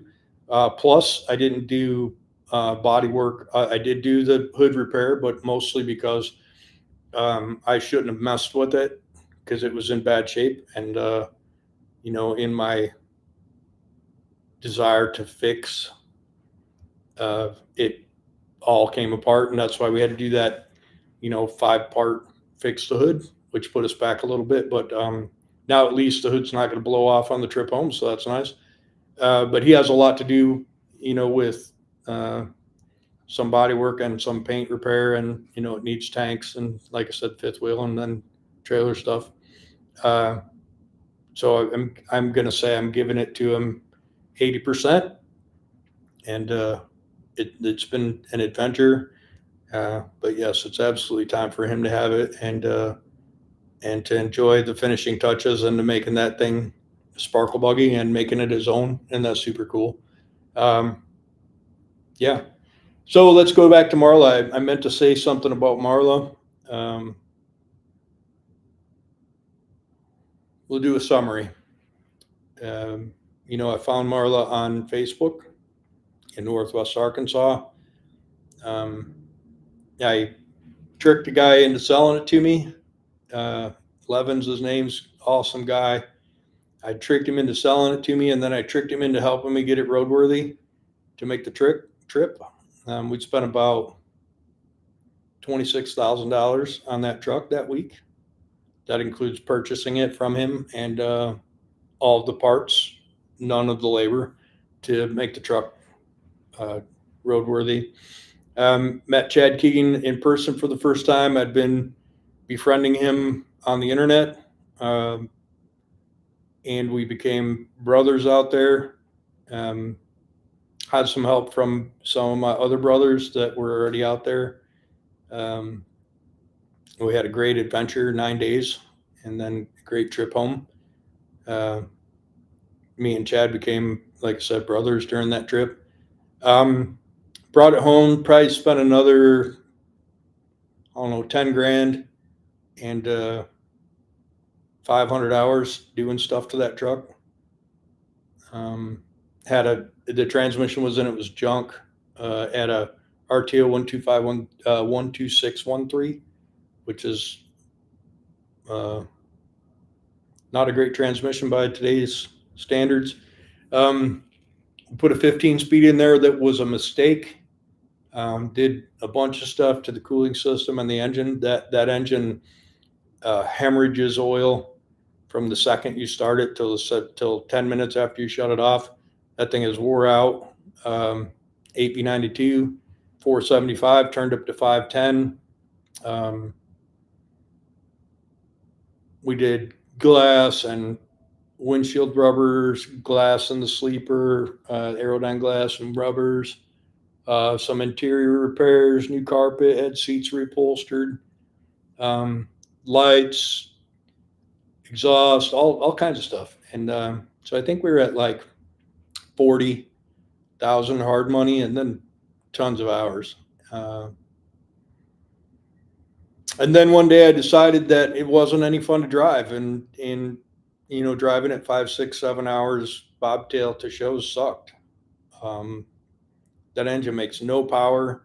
You spend 2 days cleaning and polishing, and then the thing oils the whole truck on the way to the show. And it's just, the nostalgia aspect of an 8V92 just doesn't outweigh the fact that it's really just a has been, never was part of history.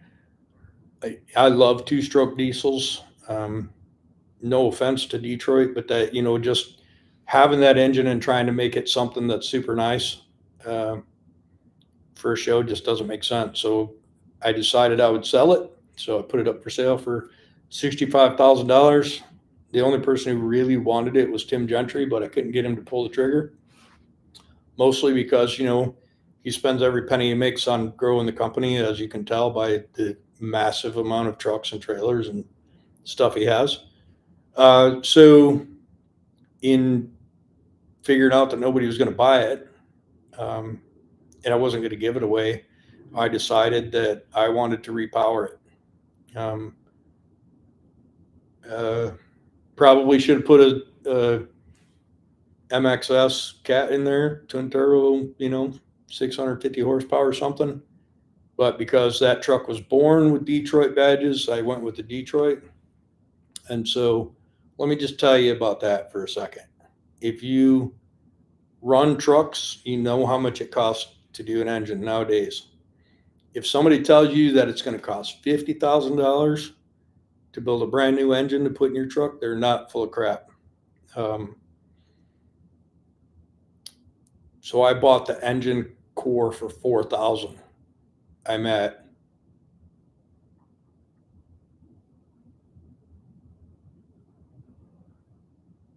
I'm at 30. I'm at 30,000, and I have a lot of free stuff from people.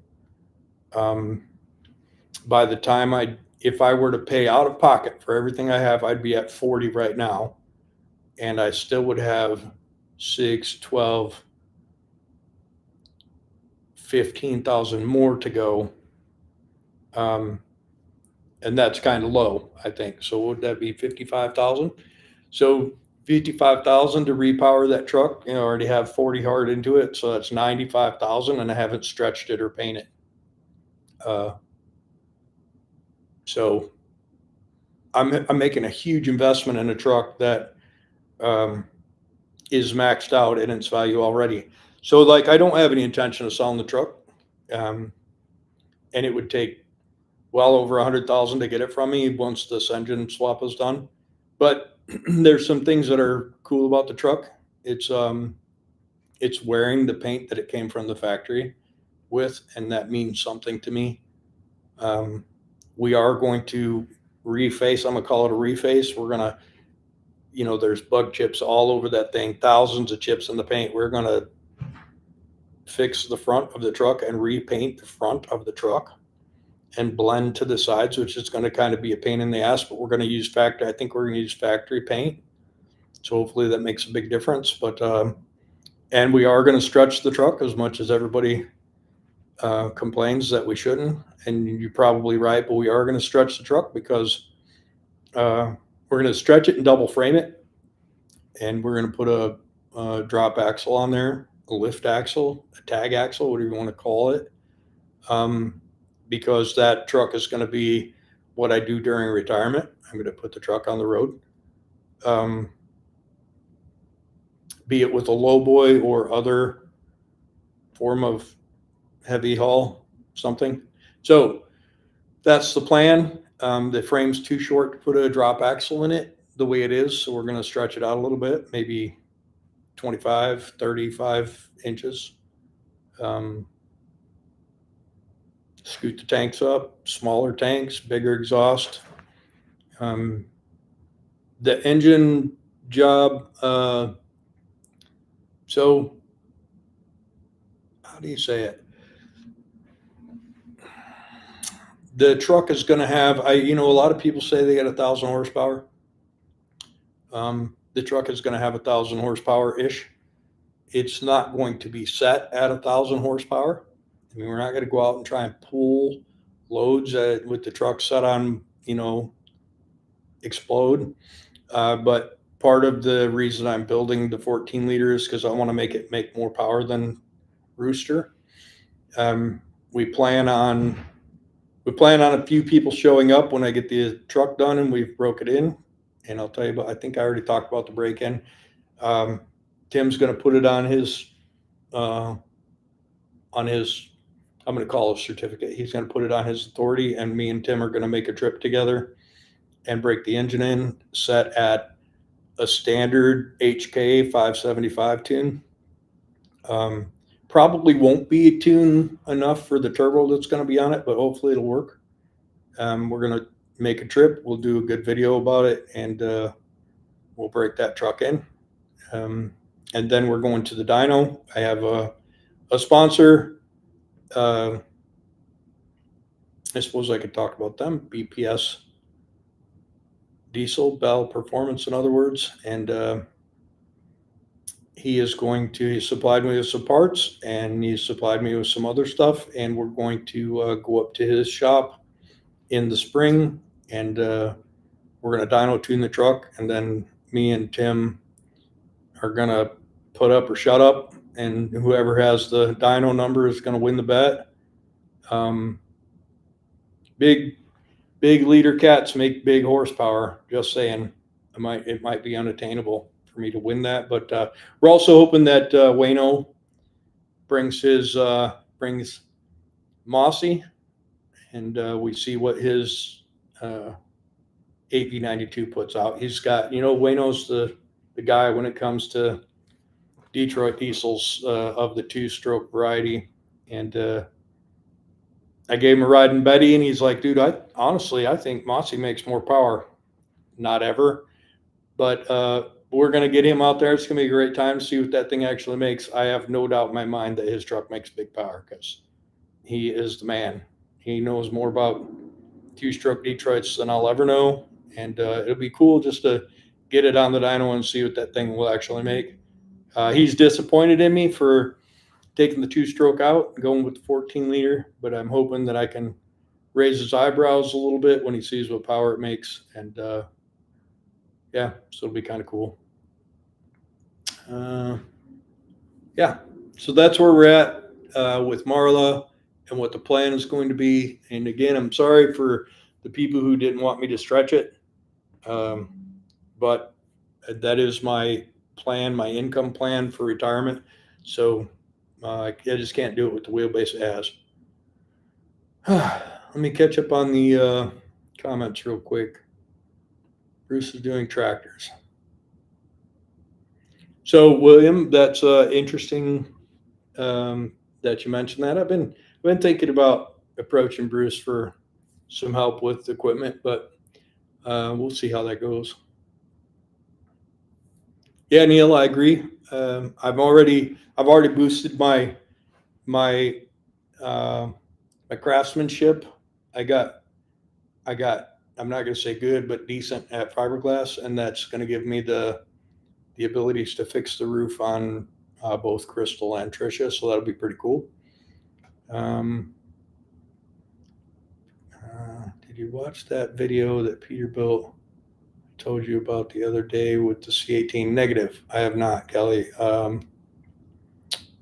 Chalk that up as being lazy. I just haven't done it. I'll try and see it today.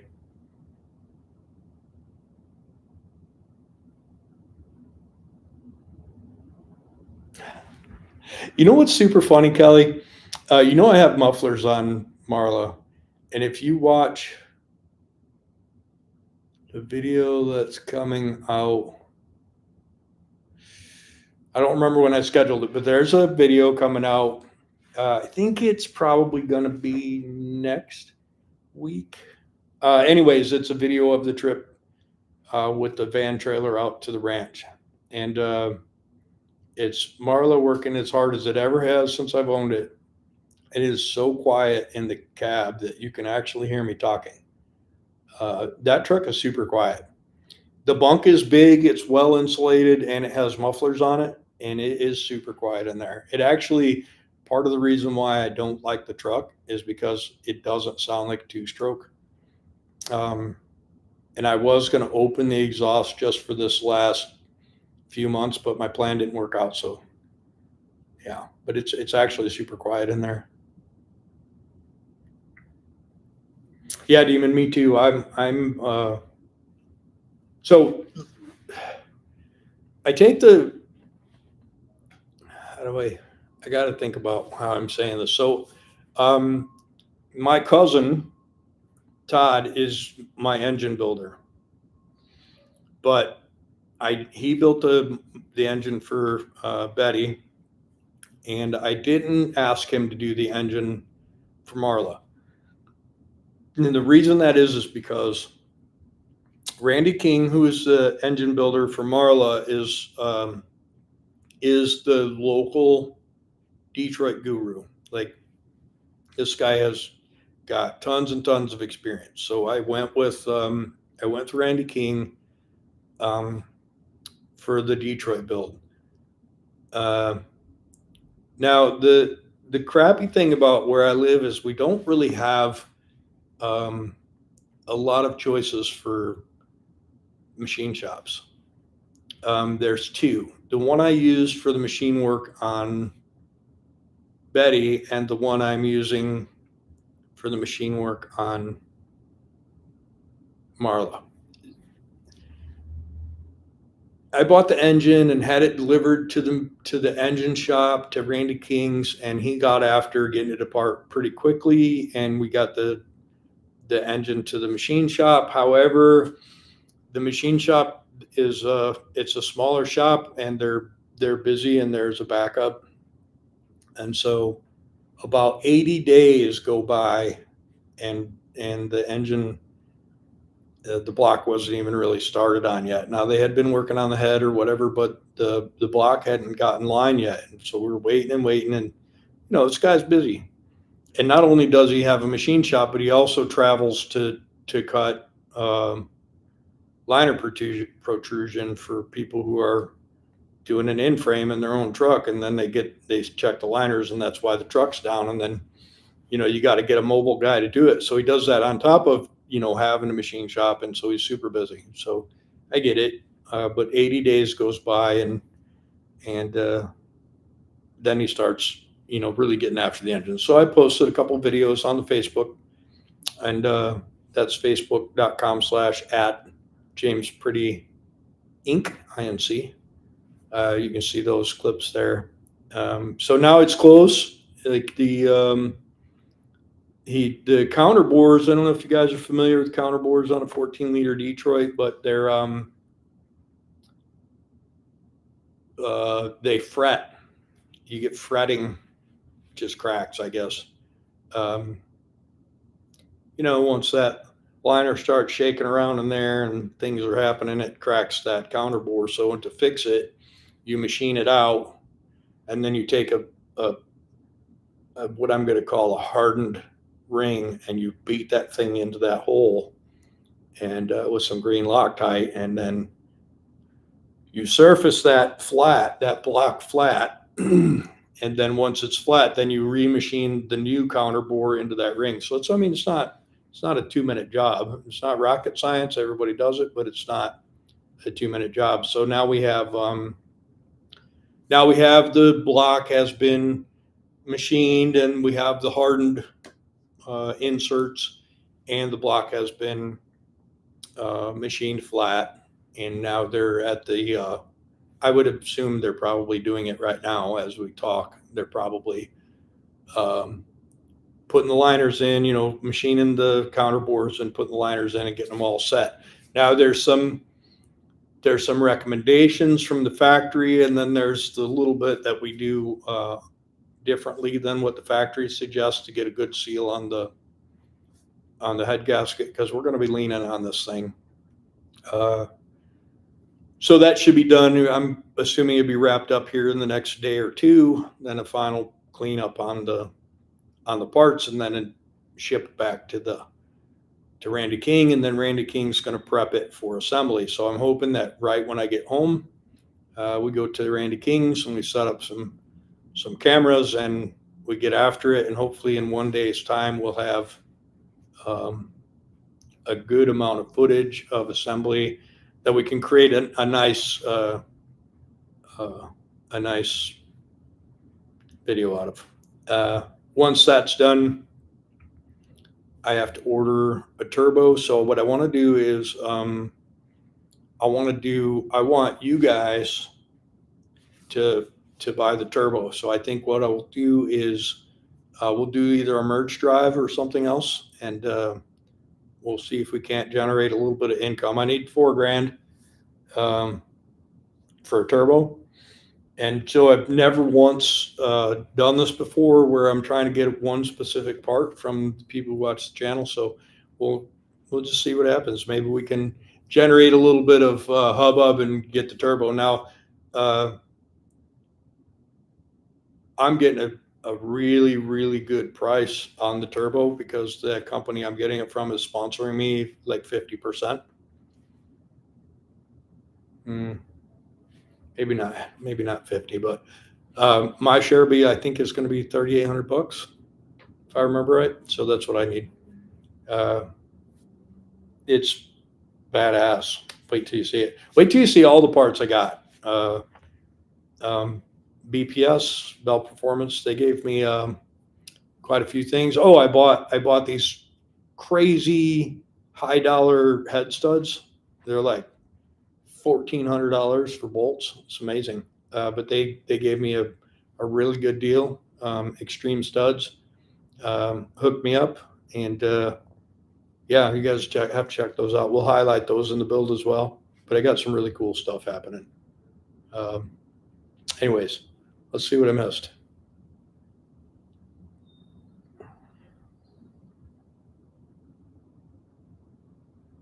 Yeah, dude, the 238 Detroit's got to be the loudest thing ever. We had a L9000 day cab, single. I think it had a single rear on it, and we pulled lowboy around at my first trucking job, my first excavating job. Dude, that thing was so loud, straight pipe. You had to wear hearing protection, or you'd be as deaf as I am now for sure.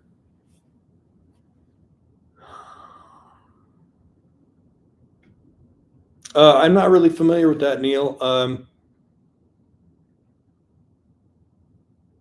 Is it a red top 525? What is that thing anyway?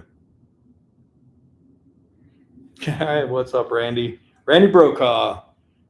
Man, me and Randy go way back. Randy was a private pilot instructor way back in the day. Taught me a lot of good stuff about flying airplanes. And where am I going to get an overtime trip from, Randy? I haven't seen above guarantee in 2 years.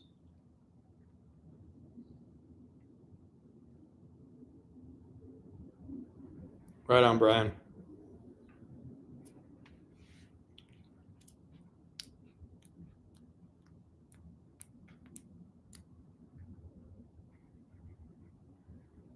Yeah, and the 8B71, that old Brigadier I used to drive had straights on that 318, I can still feel my ears hurt from that truck. But yeah, if you put mufflers on them, they're pretty quiet, especially if they're back there a ways.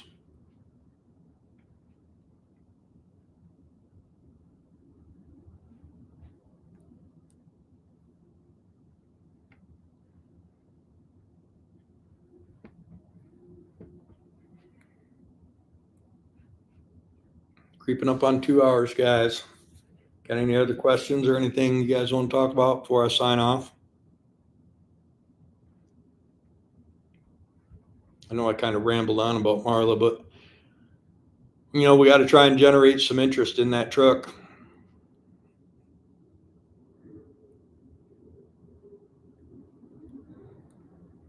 That's the thing about getting sponsors. You want to do a good job, so you can give them some decent advertisement. So it'd be super cool if we could get into 50,000-60,000 range per video on the next maybe 5 Marla videos. And again, I want to do a little bit different editing and do more summary. People want to see stuff get done, right?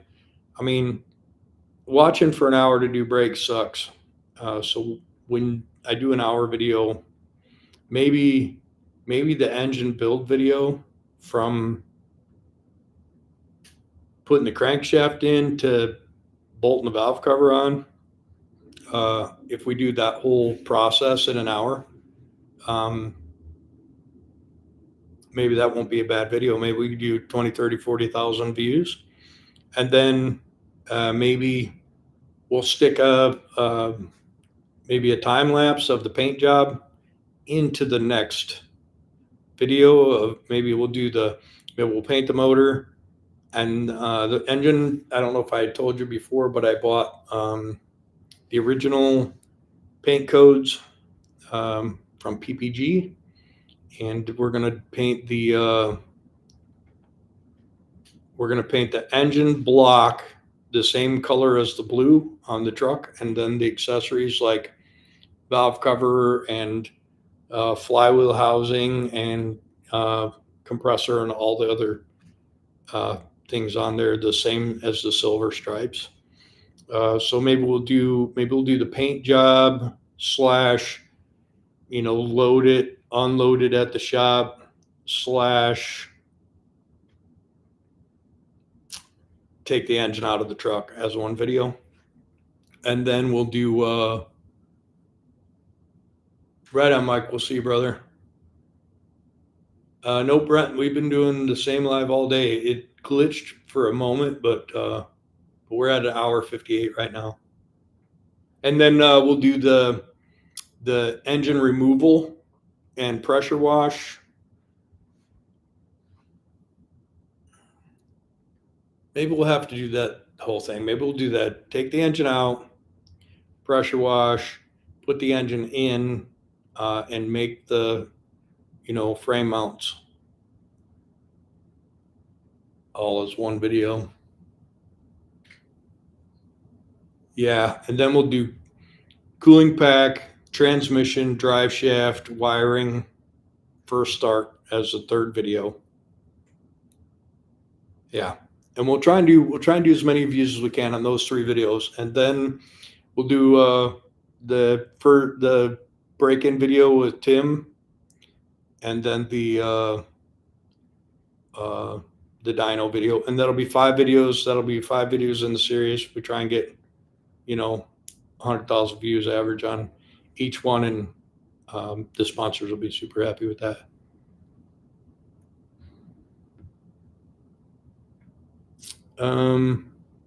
Neil, do you mean will I take the shop down and move it, or do you mean just move all my stuff there?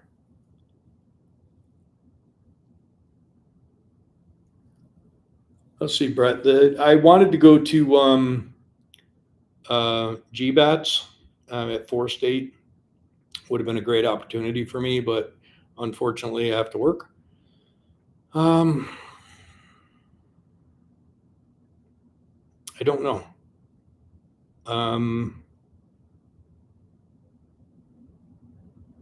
I guess the shows are kind of wrapping up for the year, right? So it might be Matt's. Maybe Matt's will be the next show, and then mine, the show we're gonna have at the ranch next year in the fall. Yeah, Brent, it is. Being a working adult does suck. Uh, but yeah,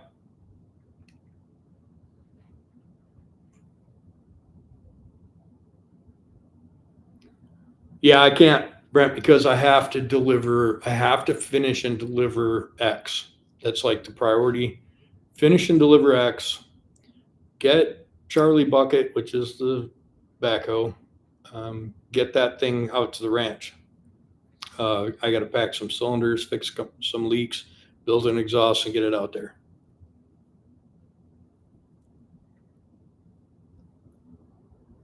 So, William, yeah, we're going to try and do something new for Marla as the turbo drive, the merch drive. So, what we'll probably do is maybe three shirts or a shirt, a hat, and a hoodie. And I have to talk to the turbo sponsor because it's the thing when we're working with companies, they want you to elevate their brand. They don't want you to tear it down any way. So you have to you kind of gotta ask permission before you put their stuff on a piece of clothing or whatever. But what I'm hoping to do is have a standard either shirt, hat, or something of Marla, and then I'm hoping to have a specific turbo shirt where the actual turbo will be on the back of the shirt, and maybe Marla on the front of the shirt. Oh, don't do that. I can't change it. There it goes. Uh, I don't know why it gave me a thumbs down, but I want to do something like that. And then we'll drive merch and donations, obviously, to see if we can't cover the turbo.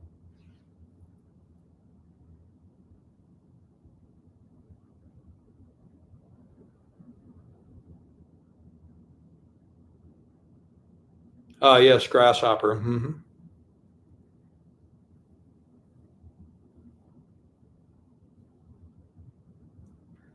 Mikey, we talked on that just a tiny bit at the beginning. Rhonda the wrecker. I have a. Oh, I didn't really talk about this part, but I have been given two things for that truck: an all electric rooftop AC, and and then also a deal with a large battery company that has supplied me with a very large and powerful uh, lithium ion 12-volt battery to run that AC. That I should have already had that video done. Matter of fact, I'm behind on that, so I have to get that done. And I'm going to try and do that while I'm home. It's tough to get all the stuff in, and I need to get the wheels off and get the wheel seals, check the hub bearings, replace the wheel seals, replace the brakes because we need to move. We need that truck to move Whitney and Dolores out to the ranch. So it's a bunch of stuff happening right there. How is Heart of Dixie not happening this year, babe? Jessica just said Heart of Dixie, which is our favorite show. It's about an hour 10 away from our house. And it's just a great setting. And we love that show. And apparently it's not happening this year. Wow. But nobody else is going to carry the torch? Dude, it's the best show that we go to. It's a perfect temperature outside. It's in this beautiful park by this lake, river, whatever. Uh, Crazy. It was just kind of like the old reliable. Would have been nice to be able to take Betty down there this year. Huh. Let me check these messages. Give me 37 seconds.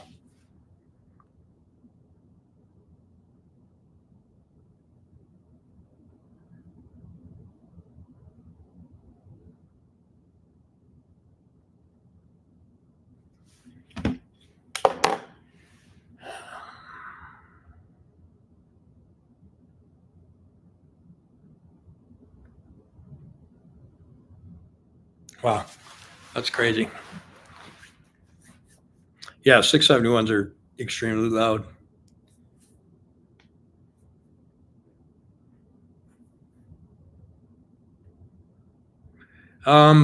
Brendan, I watched parts of it. It's hard to watch.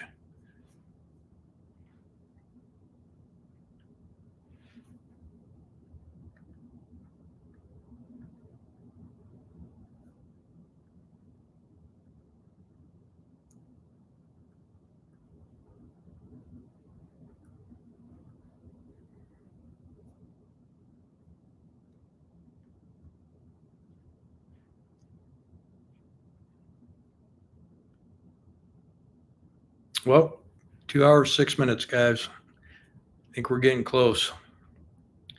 Gonna have to start thinking about logging it out.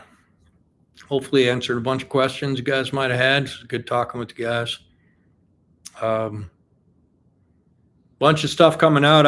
I wish I would have thought about what day it was because I should have done the live tomorrow. I forgot I decided to do a double dip during the week, so I did a video today on Hell's Bell, and then I've got a video on Thursday coming out. So make sure you guys log in to watch that.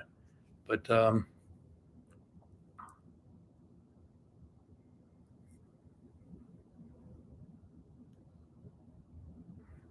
get after it, Brent. Brendan, I'm in Cincinnati. Excuse me. Too many coffees this morning. Got my stomach upset. Will do, Kelly. I don't know if you're still on or not. What food are you looking for at supper time when you get to Iowa? Man, I don't know. I hope that I actually get that trip done in a timely manner and actually get to have a supper when I get there. I mean, Iowa got good beef out there, right? I like good beef.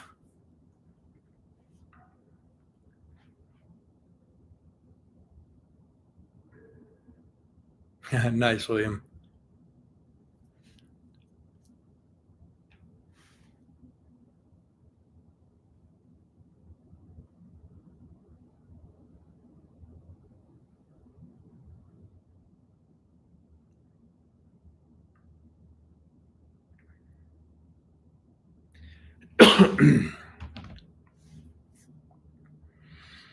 Well, I don't know about that, William, but I'd like to have I'd like it to be a great show.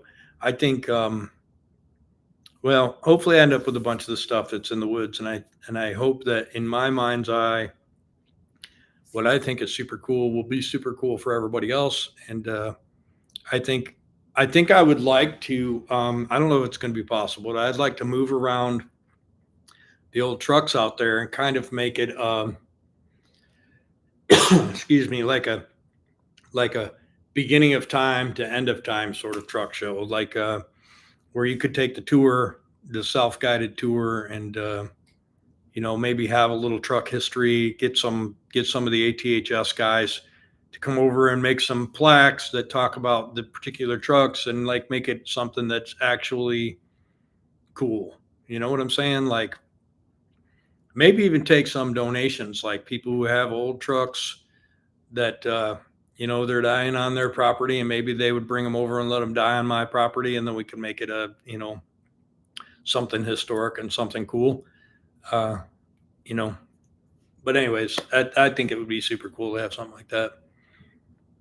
If you got 50 trucks that are strategically placed along this pathway that goes through the woods, and have some information for people to be able to see and read about, and maybe get a little bit of education at the same time, I think it'd be pretty sweet.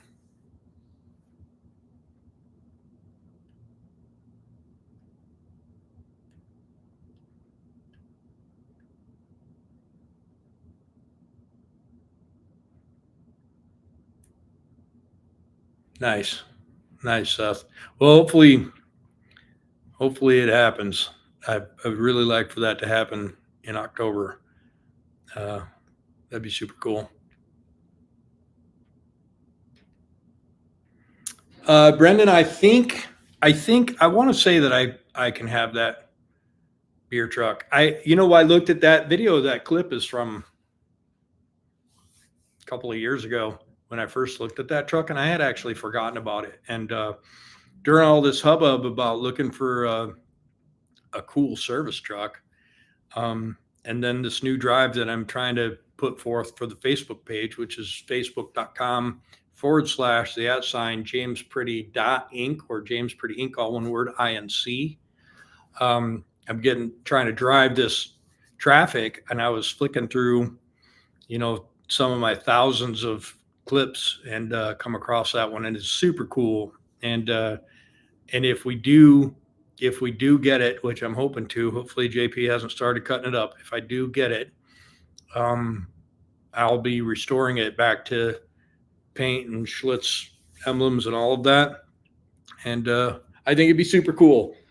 So I'm looking forward to it. And I'm hoping it's still there. And I'll know when I get home. And then I'll just start working on JP and see if I can get it.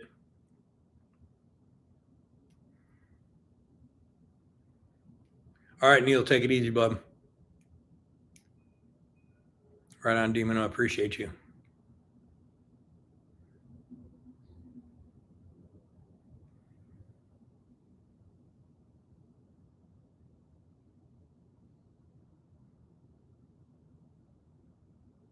Well, give him a call or check him out on Facebook, Brent. I'm sure he would sell one.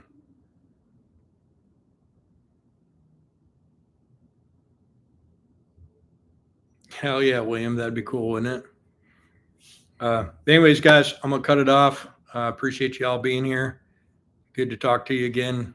Hopefully I energized us into this turbo charger. That'd be super cool if we could make that happening.